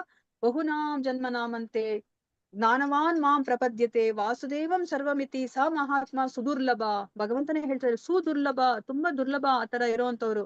ನನ್ನನ್ನೇ ಸರ್ವಮಿತಿ ಅಂತ ಒಂದು ಅಂತ ಅನ್ಕೊಳ್ಳುವಂತಹ ಹಂತಕ್ಕೆ ಬರೋದು ತುಂಬಾನೇ ದುರ್ಲಭ ಅಂತ ಹೇಳ್ತಾ ಇದ್ದಾರೆ ಅಲ್ವಾ? ಬಹುನಾಮ್ ಜನ್ಮ ಬೇಕಾಗುತ್ತೆ. ಆದ್ರೆ ನೋಡಿ, ಇಲ್ಲಿ ಭಕ್ತರಾದವ್ರಿಗೆ ಭಗವಂತ ತುಂಬಾ ಅವರು ಅನುಕೂಲ ಮಾಡಿ ಕೊಟ್ಬಿಡ್ತಾರೆ, ಸಹಾಯ ಮಾಡ್ತಾರೆ. ನೋಡಿ, ಏಕೆಂದ್ರೆ ನೀನು ಅವರನ್ನು ರಕ್ಷಿಸುವೆ. ನೋಡಿ, ಅದಕ್ಕೆ ಅವರು ಬ್ರಹ್ಮಾದಿ ದೇವತೆಗಳು ಹೇಳ್ತಾ ಇದ್ದಾರೆ, ನೀನೇ ಅವ್ರನ್ನ ರಕ್ಷಿಸ್ತೀಯ ನಿನ್ನ ಭಕ್ತರನ್ನ. ಹೀಗೆ ಅವರು ನಿರ್ಭೀತರಾಗಿ ತಮ್ಮ ಶತ್ರುಗಳ ತಲೆಯನ್ನು ತುಳಿದುಕೊಂಡು ಸಾಗುವರು ಮತ್ತು ಭಕ್ತಿ ಸೇವೆಯಲ್ಲಿ ಅಭಿವೃದ್ಧಿಗೊಳ್ಳುವರು. ಸೊ ಅವ್ರಿಗೇನಾದ್ರೂ ಶತ್ರುಗಳು ಇದ್ರೂನು ಸಹ ಅವರನ್ನು ಸಹ, ಅಂದ್ರೆ ಶತ್ರುಗಳು ಅಂದ್ರೆ ನಮ್ಮ ಹೊರಗಡೆ ಶತ್ರುಗಳೇ ಅಂತ ನಾವ್ ಅನ್ಕೊಳಂಗಿಲ್ಲ ಅಲ್ವಾ? ನಮ್ಮ ಮನಸ್ಸಲ್ಲೇ ಇದ್ದಾರೆ, ನಾವೆಲ್ಲೆಲ್ಲ ಹುಡ್ಕೋದೇ ಬೇಕಾಗಿಲ್ಲ ನಮ್ಮ ಶತ್ರುಗಳನ್ನ ಅಲ್ವಾ? ಯಾರು ನಮ್ಮ ಶತ್ರುಗಳು? ನಮ್ಮ ಒಳಗಿನ ಮನಸ್ಸೇ ಶತ್ರುಗಳು ಇರ್ತಾರೆ ಮಾತಾಜಿ. ಹೇಳಿ ಮಾತಾಜಿ. ನಮ್ಮ ಮನಸ್ಸೇ ಶತ್ರು ಅಂತ ನಮ್ಮ ಹೇಳಿದ್ರಿ. ಮನಸ್ಸೇ Correct. ದೊಡ್ಡ ಮತ್ತೆ ಶಕ್ತಿ, ನಮ್ಮಲ್ಲೇ ಇರ್ತವೆ. ನಮ್ಮ ಮನಸ್ಸಲ್ಲಿ ಯಾರೆಲ್ಲ ವಾಸ ಮಾಡ್ತಾ ಇರ್ತಾರೆ ಅವಾಗ ಶತ್ರು ಆದಾಗ, ನಮ್ಮ ಮನಸ್ಸು ಶತ್ರು ಆದಾಗ ಯಾರಿಗೆಲ್ಲ ಜಾಗ ಕೊಟ್ಟಿರ್ತೀವಿ, ಒಂದೇ ಸೀಟ್ ಇರೋದು ನಮ್ಮ ಹೃದಯದಲ್ಲಿ ಅಲ್ವಾ? ಆ ಸೀಟು ಭಗವಂತನ ಕೂಡಿಸ್ಬೇಕು. ಆದ್ರೆ ನಾವು ಕಾಮ, ಕ್ರೋಧ, ಲೋಭ, ಮೋಹ, ಮದ, ಮತ್ಸರಿ ಅವ್ರನ್ನೆಲ್ಲ ಕರೆದು ಕೂಡಿಸ್ಕೊಂಡಿರ್ತೀವಿ, ನೀವು ಕುತ್ಕೊಳ್ಳಿ ಅಂತ. ಕೃಷ್ಣನ್ಗೆ ಜಾಗನೇ ಇಲ್ಲ, ಸೀಟೇ ಇಲ್ಲ ಅಲ್ವಾ? ಸೊ ಆದ್ರೆ ಸೊ ಭಕ್ತಿ ಮಾರ್ಗದಲ್ಲಿ ಬಂದಾಗ ಏನಾಗತ್ತೆ, ಸೊ ಭಗವಂತ ಅವರು ನಮ್ಮನ್ನ ಭಕ್ತಿ ಮಾರ್ಗದಲ್ಲಿ ಮುಂದುವರಿಯೋ ತರ ಅವರು ನಮ್ಗೆ ಸಹಾಯವನ್ನ ಅವ್ರು ಮಾಡ್ತಾರೆ. ಸೊ ಭಾವಾರ್ಥ ಶಿಲಪ್ರಭುಪಾದರಿಂದ, ಶಿಲಪ್ರಭುಪಾದರಿಗೆ ಜಯವಾಗ್ಲಿ. ಯಾರಾದ್ರೂ ಓದಿ ಭಾವಾರ್ಥವನ್ನ ಒಂದ್ ಪ್ಯಾರ ಓದಿ, ಇಷ್ಟು ದೊಡ್ಡದಿದೆ ಇದು. ಸೊ ಇಲ್ಲಿ ರಕ್ಷಣೆಗೆ ಒಳಗಾದರೂ ತನಕ ಓದಿ ಒಬ್ರು. ಓದ್ಲ ಮಾತಾಜಿ? ಓದಿ ಮಾತಾಜಿ. ಭಕ್ತರು ಸಾಮಾನ್ಯವಾಗಿ ಪತನಗೊಳ್ಳುವುದಿಲ್ಲ, ಆದರೆ ಪರಿಸ್ಥಿತಿ ವಶಾತ್ ಹಾಗೆ ಆದರೆ ಅವರು ಬಲವಾಗಿ ಭಗವಂತನಲ್ಲಿ ಆಸಕ್ತರಾಗಿರುವುದರಿಂದ ಅವನು ಎಲ್ಲ ಸಂದರ್ಭಗಳಲ್ಲಿಯೂ ರಕ್ಷಣೆಯನ್ನು ಕೊಡುವನು. ಹೀಗೆ ಭಕ್ತರು ಕೆಳಗೆ ಬಿದ್ದರೂ ಕೂಡ ತಮ್ಮ ಶತ್ರುಗಳ ತಲೆಗಳನ್ನು ಮೆಟ್ಟಿಲಿ ನಡೆಯಲು ಇನ್ನೂ ಸಾಕಷ್ಟು ಶಕ್ತರಾಗಿರುತ್ತಾರೆ. ವಾಸ್ತವಿಕವಾಗಿ ನಾವೇ ಕಂಡಿರುತ್ತೇವೆ. ಏನೆಂದರೆ, ನಮ್ಮ ಕೃಷ್ಣ ಪ್ರಜ್ಞೆಯ ಆಂದೋಲನಕ್ಕೆ ಕಾರ್ಯಕ್ರಮ ಭಂಗಕಾರಿಗಳಂತಹ ಅನೇಕ ವಿರೋಧಿಗಳಿದ್ದಾರೆ. ಅವರು ಭಕ್ತರಿಗೆ ವಿರೋಧವಾಗಿ ಪ್ರಬಲವಾದ ನ್ಯಾಯದ ವ್ಯಾಜ್ಯವನ್ನು ಹೂಡಿದರು. ಈ ವ್ಯಾಜ್ಯವು ತೀರ್ಮಾನವಾಗಲು ದೀರ್ಘಕಾಲ ಬೇಕಾಗಬಹುದೆಂದು ನಾವು ಯೋಚಿಸಿದೆವು. ಆದರೆ ಭಕ್ತರು ದೇವೋತ್ತಮ ಪರಮಪುರುಷನ ರಕ್ಷಣೆಯಲ್ಲಿರುವುದರಿಂದ ನಾವು ಅನಿರೀಕ್ಷಿತವಾಗಿ ಒಂದೇ ದಿನದಲ್ಲಿ ಆ ವ್ಯಾಜ್ಯವನ್ನು ಗೆದ್ದೆವು. ಹೀಗೆ ವರ್ಷಗಟ್ಟಲೆ ಮುಂದುವರಿಯಬಹುದೆಂದು ನಿರೀಕ್ಷಿಸಲಾದ ಒಂದು ವ್ಯಾಜ್ಯವು ದೇವೋತ್ತಮ ಪರಮಪುರುಷನ ರಕ್ಷಣೆ ಇದ್ದುದರಿಂದ ಒಂದೇ ದಿನದಲ್ಲಿ ತೀರ್ಮಾನಗೊಂಡಿತು. ಭಗವದ್ಗೀತೆಯಲ್ಲಿ ಅವನು ಭರವಸೆ ನೀಡಿರುವುದು ಹೀಗಿದೆ: ಕೌಂತೇಯ ಪ್ರತಿಜಾನೀಹಿ ಜನ ಮೇ ಭಕ್ತಃ ಪ್ರಣಶ್ಯತಿ. ನಮೇ ಭಕ್ತ ಪ್ರಣಶ್ಯತಿ. ನಮೇ ಭಕ್ತ ಪ್ರಣಶ್ಯತಿ. ಕುಂತಿ ಪುತ್ರನೇ, ನನ್ನ ಭಕ್ತರು ಎಂದೂ ಇಲ್ಲವೆಂದು ಧೈರ್ಯವಾಗಿ ಸಾರು. ಚರಿತ್ರೆಯಲ್ಲಿ ನಮಗೆ ಅನೇಕ ಉದಾಹರಣೆಗಳು ಸಿಗುತ್ತವೆ. ಚಿತ್ರಕೇತು, ಇಂದ್ರದ್ಯುಮ್ನ ಮತ್ತು ಭರತ ಮಹಾರಾಜ ಇಂತಹವರು ಸಂದರ್ಭವಶರಾಗಿ ಪತನಗೊಂಡರು, ರಕ್ಷಣೆಗೆ ಒಳಗಾದರು. ಧನ್ಯವಾದ ಮಾತಾಜಿ. ಧನ್ಯವಾದಗಳು. ತಿಳ್ಕೊಳ್ಳೋಣ. ಓಕೆ, ಸೊ ಇಲ್ಲಿ ಏನನ್ನ ಹೇಳ್ತಾ ಇದ್ದಾರೆ ಪ್ರಭುಪಾದ್ರು ನಮಗೆ? ಹರೇ ಕೃಷ್ಣ. ಯಾರಾದ್ರೂ ಹೇಳಿ ಏನರ್ಥ ಆಯ್ತು ಅಂತ. ಹರೇ ಕೃಷ್ಣ ಮಾತಾಜಿ. ಭಕ್ತನು ಯಾವಾಗ್ಲೂ ಪತನ ಹೊಂದಲ್ಲ ಮಾತಾಜಿ. ಹಾ. ಕೈ ಹಿಡಿತಾನೆ, ಯಾವುದೇ ಸಂದರ್ಭದಲ್ಲಿ ಅವನು ಪತನ ಹೊಂದಿದ್ರುನು ಕೈ ಹಿಡಿತಾನೆ. ಮುಂದೆ ಯಾವ ತರ ಇದ್ ಮಾಡ್ಬೇಕು ಅನ್ನೋದು ಕೂಡ ನಮ್ಗೆ ತಿಳಿಸ್ಕೊಡ್ತಾನೆ. ನಮ್ಮ ಒಳಗೆ ಚೈತ್ಯ ಗುರು ಆಗಿ ಇದಾನಲ್ವಾ ಮಾತಾಜಿ ಭಗವಂತ. ಆ ಭಕ್ತನಿಗೆ ಯಾವುದೇ ಆತರ ಅವ್ರಿಗೆ ನಾಶ ಅನ್ನೋಂಥದ್ದೇ ಇಲ್ಲ ಅಂತ ಅರ್ಜುನನ್ ಮುಖಾಂತರ ಹೇಳ್ತಾ ಇದ್ದಾನೆ. ಧೈರ್ಯವಾಗಿ ಘೋಷಣೆ ಮಾಡು ನೀನು ಅರ್ಜುನ ಅಂತ. ಓಕೆ ಮಾತಾಜಿ, ಧನ್ಯವಾದ. ಮತ್ತೆ ಇನ್ನೇನ್ ಹೇಳ್ತಾ ಇದ್ದಾರೆ? ಅದೇ ಭಕ್ತರನ್ನ ಎಷ್ಟು ತುಳಿದ್ರೇನು ಅವ್ರು ಇನ್ನೂ ಬಲಶಾಲಿಯಾಗಿ ಎದ್ದು ನಿಲ್ತಾರೆ ಮಾತಾಜಿ. ಹಾ ಮಾತಾಜಿ, ಧನ್ಯವಾದಗಳು. ಮತ್ತೆ ಇನ್ನೇನನ್ನು ಹೇಳ್ತಾ ಇದ್ದಾರೆ ಇಲ್ಲಿ? ಪ್ರಹ್ಲಾದ್ ಮಹಾರಾಜನ್ಗೆ ತಗೊಳ್ಬೋದು ಮಾತಾಜಿ, ಅವ್ರಿಗೆ ಎಷ್ಟು ಕಷ್ಟ ಕೊಟ್ರು. ಹೌದು ಅಲ್ವಾ? ಸೊ ಭಗವಂತ ಅವ್ರನ್ನ ಪ್ರತಿ ಕ್ಷಣನೂ ಕಾಪಾಡ್ತಾರೆ. ಕೊಡ್ತಾರೆ ಮತ್ತೆ. ಮತ್ತೆ ಇನ್ನೊಂದ್ ಏನನ್ನ ಹೇಳ್ತಾ ಇದ್ರೆ ಇಲ್ಲಿ ಪ್ರಭುಪಾದ್ರು ಅವರ ಜೀವನದಲ್ಲಿ ಮಾತಾಜಿ, ನಮ್ಗೆ ಇದು ಲೌಕಿಕವಾಗಿ ಯಾವುದೇ ರೀತಿ ಅಡೆತಡೆಗಳನ್ನ ಕೊಡೋದಿಲ್ಲ ಮಾತಾಜಿ. ಭಕ್ತರಿಗೆ ಭಗವಂತ ಅದೆಲ್ಲದನ್ನು ದೂರ ಮಾಡ್ಬಿಡ್ತಾರೆ. ಓಕೆ. ಮತ್ತೆ ಯುದ್ಧ ಬಂದು ತುಂಬಾ ದಿನ ಆಗುತ್ತೆ ಅದು ತೀರ್ಮಾನ ಆಗಕ್ಕೆ ಅನ್ಕೊಂಡಿದ್ರು, ಆದ್ರೆ ಅದು ತೀರ್ಮಾನ ಒಂದೇ ದಿನದಲ್ಲಿ ಆಗೋಯ್ತು ಮಾತಾಜಿ. ಪ್ರಭುಪಾದರ ಜೀವನದಲ್ಲಿ ನಡೆದಿರೋದನ್ನ ಅವ್ರಿಲ್ಲಿ ಹೇಳ್ತಾ ಇದ್ದಾರೆ ಅಲ್ವಾ? ಎಷ್ಟೊಂದು ವ್ಯಕ್ತಿಗಳು ಅವ್ರಿಗೆ ತೊಂದರೆಯನ್ನ ಕೊಡ್ತಾರೆ. ಅವ್ರು ಇವಾಗ ಯಾವ್ದು ಬಾಂಬೆಲೂನು ಅಷ್ಟೇನೆ, ಅವರು ರಾಧಾಕೃಷ್ಣ ಜುಹು ಟೆಂಪಲ್ ಅನ್ನ ಕಟ್ಟಬೇಕು ಅಂದಾಗ್ಲೂ ಸಹ ಅಲ್ಲಿರೋ ವ್ಯಕ್ತಿ ಮಿಸ್ಟರ್ ಎನ್ ಅಂತ ಕರೀತಾರೆ. ಪ್ರಭುಪಾದ್ರ ಅವ್ರ ಹೆಸರನ್ನು ಸಹ ಅವರು ರಿವೀಲ್ ಮಾಡೋದಿಲ್ಲ ಅಲ್ವಾ? ಪ್ರಭುಪಾದ್ರು ನೋಡಿ ಎಷ್ಟು ಇದು, ಅವ್ರಿಗೂ ಸಹ ಏನು ಅಂದ್ರೆ ಏನ್ ಹೇಳ್ತಾರೆ, ಅವರ ಹೆಸರಿಗೆ ಏನು ಇದಾಗಬಾರ್ದು ಅಂತ ಹೇಳ್ಬಿಟ್ಟು ಅವರು ಮಿಸ್ಟರ್ ಎನ್ ಅಂತ ಕರೀತಾರೆ. ಬ್ಲಾಕ್ ಸ್ಪಾಟ್ ತರ ಬರಬಾರ್ದು ಅಂತ ಮಿಸ್ಟರ್ ಎನ್ ಅಂತ ಕರೀತಾರೆ ಅಲ್ವಾ? ಸೊ ಅವರೆಲ್ಲರನ್ನು ಸಹ ನೋಡಿ, ಮೊದ್ಲು ಅವರು ಪ್ರಭುಪಾದರಿಗೆ ಆ ಒಂದು ಜಾಗವನ್ನ ಕೊಡ್ತಾರೆ ಆ ಜುಹು ಟೆಂಪಲ್ ಅನ್ನ ಕಟ್ಲಿಕ್ಕೆ ಅಲ್ವಾ? ಆಮೇಲೆ ಅವ್ರಿಗೆ ಗೊತ್ತಾಗೋಗ್ಬಿಡುತ್ತೆ ಪ್ರಭುಪಾದ್ರು ಅವರು ಅಮೆರಿಕದಿಂದ ಬಂದಿದ್ದಾರೆ, ಅವ್ರ ಹತ್ರ ತುಂಬಾ ಹೆಚ್ಚು ಹಣ ಇದೆ, ನೀನ್ ಯಾಕೆ ಅವ್ರಿಗೆ ಈ ತರ ದಾನ ಕೊಟ್ಟೆ ಅಥವಾ ಕಡಿಮೆ ರೇಟಿಗೆ ಕೊಟ್ಟೆ ಅಂತ ಅಂದಿದ ತಕ್ಷಣನೇ ಆ ಮಿಸ್ಟರ್ ಎನ್ ವ್ಯಕ್ತಿಗೆ ಅವ್ರಿಗೆ ತುಂಬಾನೇ ಬೇಜಾರಾಗೋಗ್ಬಿಡುತ್ತೆ. ಅಯ್ಯೋ ನಾನು ಎಂತ ಕೆಲಸ ಮಾಡ್ಬಿಟ್ನಲ್ಲ ಅಂತ ಹೇಳ್ಬಿಟ್ಟು ಅವತ್ತಿಂದ ಅವ್ರು ಏನ್ ಮಾಡ್ತಾರೆ, ಆ ಪ್ರಭುಪಾದರ ಶಿಷ್ಯರು ಅವ್ರು ಅಲ್ಲಿ ಇರ್ತಾರೆ ಆ ಒಂದು ಜಾಗದಲ್ಲಿ, ಅವ್ರಿಗೆ ಎಷ್ಟು ಅನೇಕ ರೀತಿಯ ಕಿರುಗಳನ್ನ ಕೊಡ್ತಾರೆ. ಅವರ ಒಂದು ಏನು ಪ್ರಾಣಕ್ಕೆನೆ ತೊಂದರೆ ಆಗ್ಬೇಕು, ಧಕ್ಕೆ ಉಂಟಾಗ್ಬೇಕು, ಆ ತರ ಎಲ್ಲಾನು ಮಾಡ್ತಾರೆ ಅವರು ಅಲ್ವಾ? ಅವಾಗ ಪ್ರಭುಪಾದರ ಶಿಷ್ಯರು ಪ್ರಭುಪಾದ್ರಿಗೆ ಹೇಳ್ತಾರೆ, ಅವರು ಅಮೆರಿಕದಲ್ಲಿ ಇರ್ತಾರೆ, ಪ್ರಭುಪಾದ್ರಿಗೆ ಹೇಳ್ತಾರೆ, ನಿಜವಾಗ್ಲೂ ನಾವ್ ಇಲ್ಲಿ ಇರ್ಲೇಬೇಕಾ, ನಮ್ಗೆ ಈ ಜಾಗ ನಿಜವಾಗ್ಲೂ ಬೇಕಾ ಪ್ರಭುಪಾದ್ರೆ, ನಾವ್ ಇಲ್ಲಿಂದ ಹೊರಟೋಗೋಣಂತೆ ಅಂತ ಹೇಳಿದ್ರು ಸಹ ಪ್ರಭುಪಾದ್ರೆ ಏನ್ ಹೇಳ್ತಾರೆ, ಇಲ್ಲ ನೀವ್ ಅಲ್ಲಿರಿ, ಭಗವಂತ ನಿಮ್ಗೆ ರಕ್ಷಣೆಯನ್ನ ಮಾಡ್ತಾರೆ ಅಂತ ಹೇಳ್ಬಿಟ್ಟು ಹೇಳ್ತಾರೆ ಅಲ್ವಾ? ಎದುರ್ಕೋಬೇಡಿ ನೀವು ಅಂತ ಹೇಳ್ತಾರೆ. ಸೊ ಕೊನೆಗೆ ಏನಾಗುತ್ತೆ, ಸೊ ಮತ್ತೆ ಅವ್ರಿಗೆ ಈ ಭೂಮಿ ಅವ್ರ ಕಡೆಗೇನೆ ಸಿಗುತ್ತೆ. ಅದಕ್ಕೆ ಪ್ರಭುಪಾದ್ರಿಗೆ ಹೇಳ್ತಾರೆ ಅಲ್ವಾ, ಹೌದು ನನಗೆ ಇದೇ ಜಾಗ ಬೇಕು ಅಂತ ಇರ್ಲಿಲ್ಲ, ಆದ್ರೆ ನಾನು ರಾಧಾಕೃಷ್ಣರಿಗೆ ಮಾತನ್ನ ಕೊಟ್ಬಿಟ್ಟಿದ್ದೆ ನಾನು.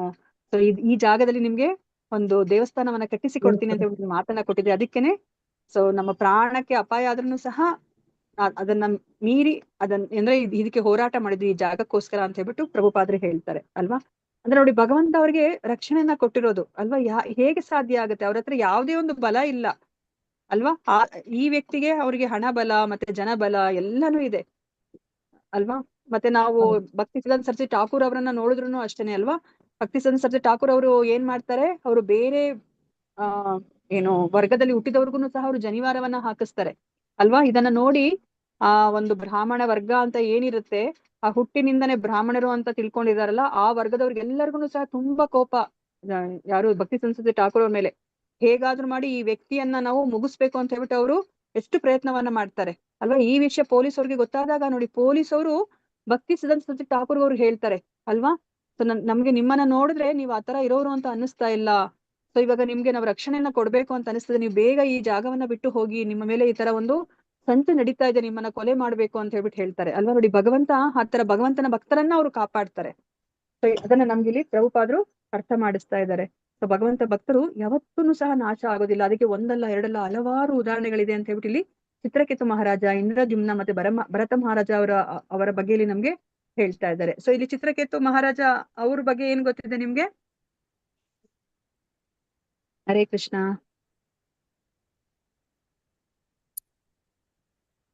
ಚಿತ್ರಕೇತು ಮಹಾರಾಜನನ್ನ ಹೇಗೆ ಕಾಪಾಡ್ತಾರೆ ಭಗವಂತ?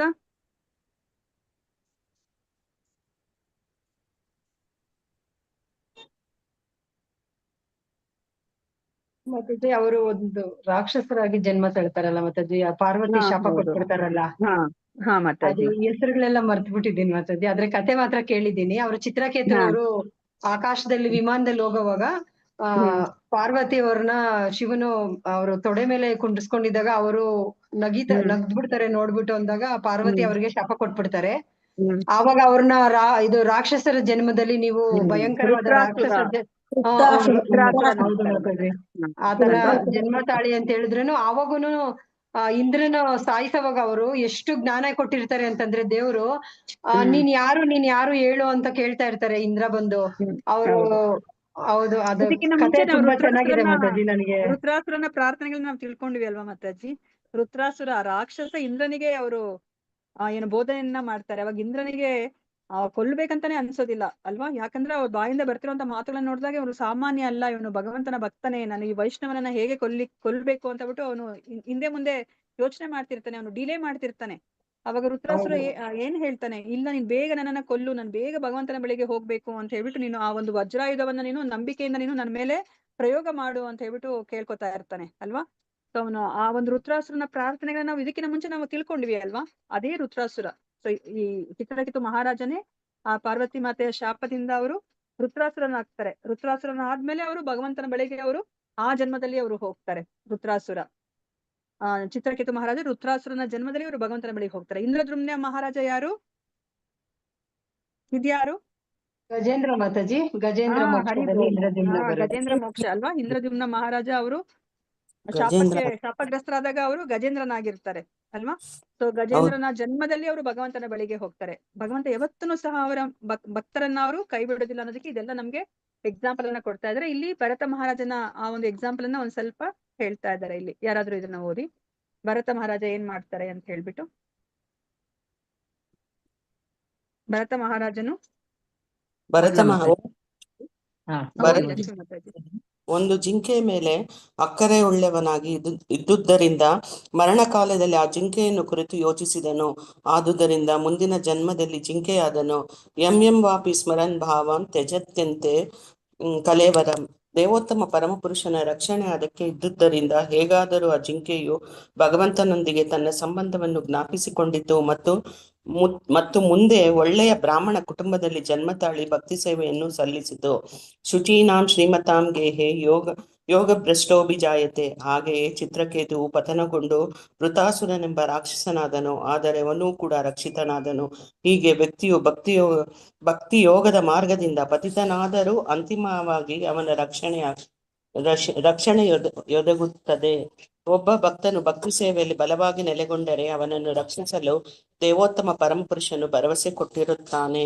ಕೌಂತೆಯ ಪ್ರತಿಜಾನೀಹಿ ನಮೇ ಭಕ್ತ ಪ್ರಣಶ್ಯತಿ. ಭಕ್ತನೊಬ್ಬನು ಪ್ರಸಂಗವಶಾತ್ ಪತನಗೊಂಡರೆ ಅವನು ಮಾಧವನಿಂದ ರಕ್ಷಿತನಾಗುವನು. ಅವನು ಜ್ಞಾಪಿ ಶಕ್ತಿ ಭಕ್ತನಿಗೆ.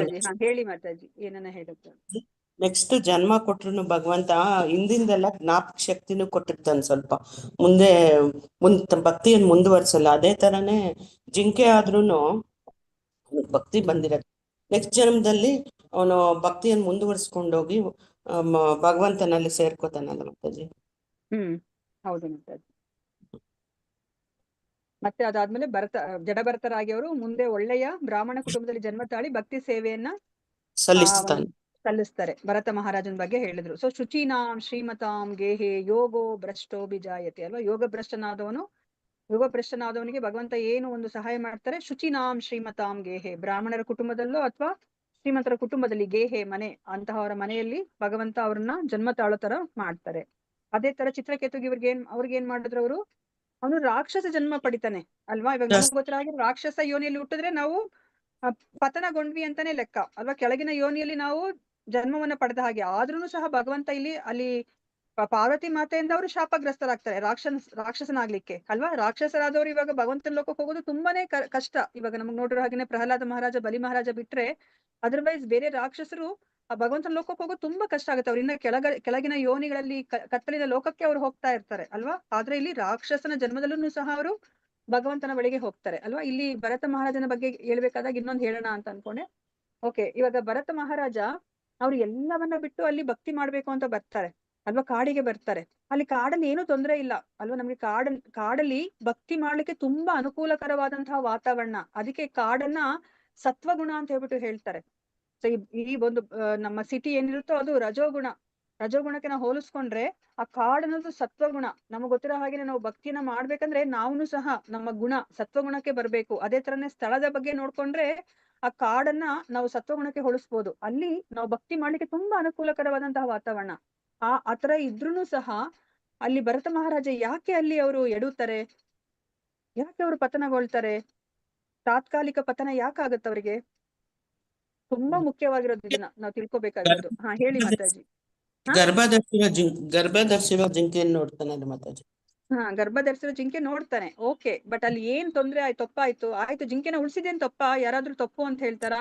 ಆ ಎಳೆ ಜಿಂಕೆನ ಎತ್ಕೊಂಡ್ ಬಂದಿದ್ದು ತಪ್ಪು ಅಂತ ಯಾರಾದ್ರೂ ಹೇಳ್ತಾರಾ? ಇಲ್ಲ ಮಾತಾಜಿ. ಮತ್ತೆ ಇಲ್ಲ. ಅದ್ರ ಮೇಲೆ ಧ್ಯಾನ ಹೊಟ್ಟೋಗುತ್ತೆ. ಆ ಜಿಂಕೆಯನ್ನು ನೋಡ್ಕೊಳ್ಳೋದು, ಅದ್ರ ಮಗುನ್ ನೋಡ್ಕೊಳ್ಳೋದು, ಯಾಕೆ ಬರ್ಲಿಲ್ಲ ಅನ್ನೋದು, ಅದಕ್ಕೆ ಊಟ ಇಡೋದು, ಶ್ರದ್ಧೆ ಎಲ್ಲ ಆ ಕಡೆ ಹೋಗ್ತದೆ. ಹಾ ಹಾ ಸೊ ಅಲ್ಲಿ ಏನ್ ತಪ್ಪಾಗ್ತಿದೆ? ಅಲ್ಲಿ ಏನ್ ಅವ್ರಿಗೆ ಸಿಗ್ಲಿಲ್ಲ? ಅಲ್ಲಿ ಭರತ ಮಹಾರಾಜನಿಗೆ ಕಾಡಲ್ಲಿ ಏನ್ ಸಿಗ್ಲಿಲ್ಲ ಅಲ್ಲಿ ಅವನಿಗೆ? ಹಾ ಸಂಘದ ಕೊರತೆ ಮಾತಾಜಿ. ಹಾ ಅಸಂಘದ ಕೊರತೆ ಅಲ್ವಾ? ಸಂಘ ತುಂಬಾ ಮುಖ್ಯ. ಅದಕ್ಕೆ ಭಕ್ತರ ಸಂಘದಲ್ಲೇ ಇರ್ಬೇಕು ನಾವು.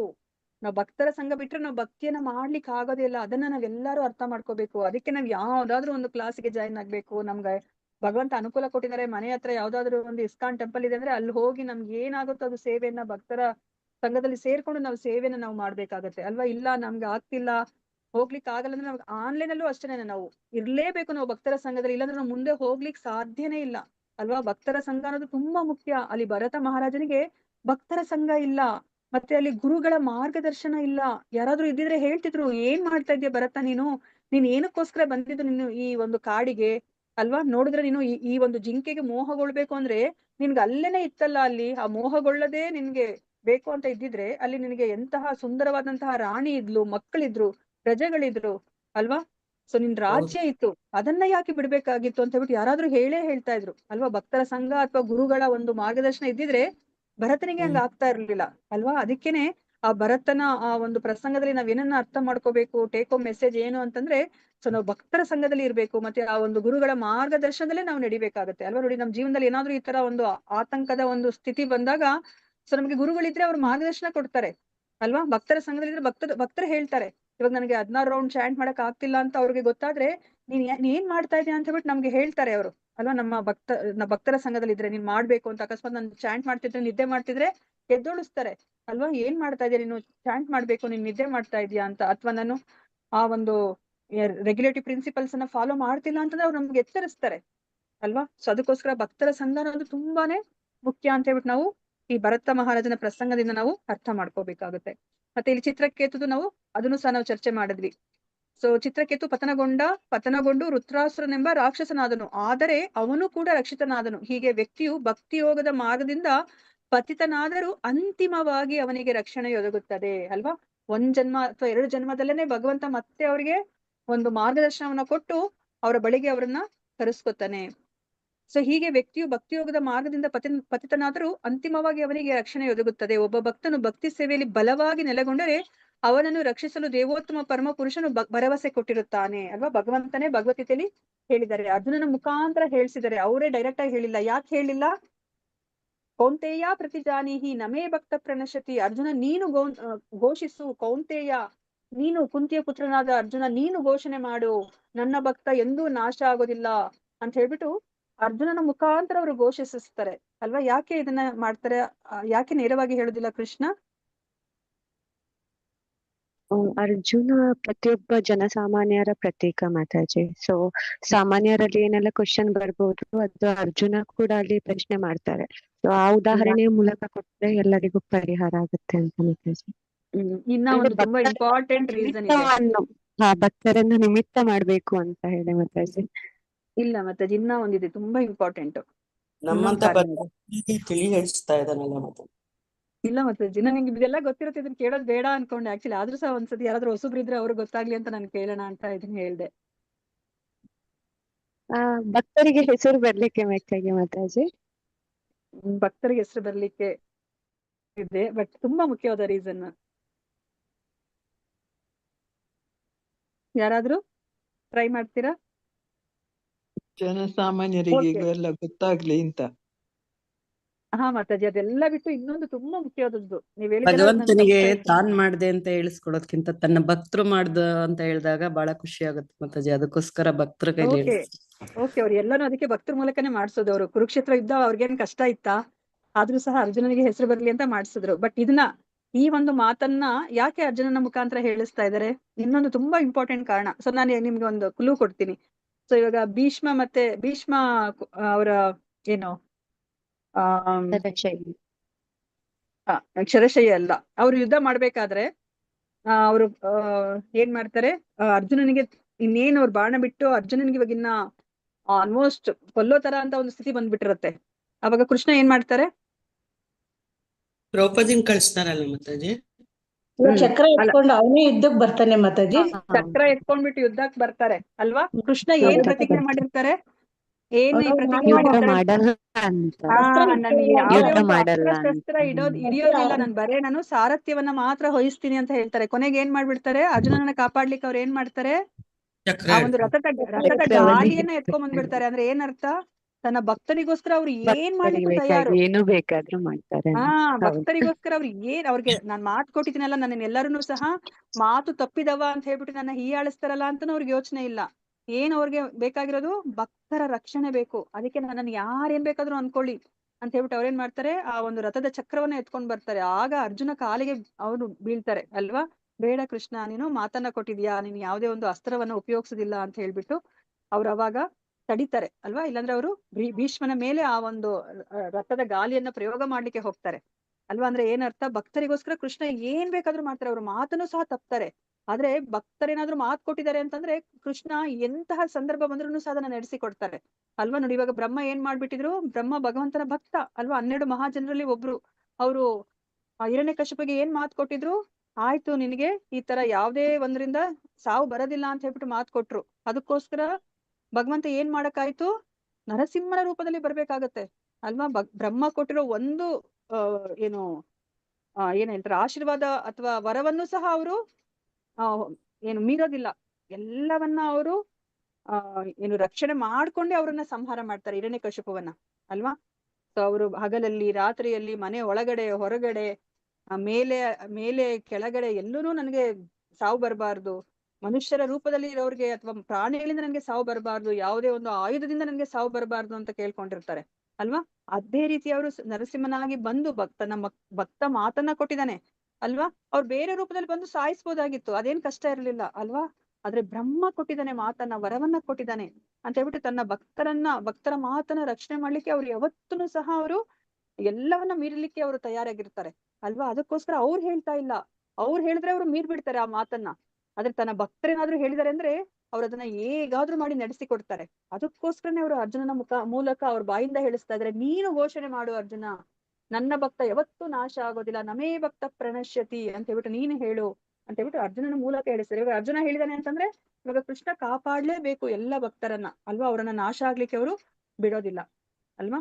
ಸೊ ಮತ್ತೆ ನಮ್ಗೆ ಇನ್ನ ಒಂದು ಕಡೆನೂ ಸಹ ಕೃಷ್ಣ ಹೇಳಿದ್ದಾರೆ. ಕೃಷ್ಣ ಏನಂತ ಹೇಳಿದ್ದಾರೆ ನಮ್ಗೆ, ಯೋಗಕ್ಷೇಮಂ ವಹಾಮ್ಯಹಂ, ಏನಂತ ನಮ್ಗೆ ಕಾಪಾಡ್ತಾರೆ ಭಗವಂತ ಕೃಷ್ಣ.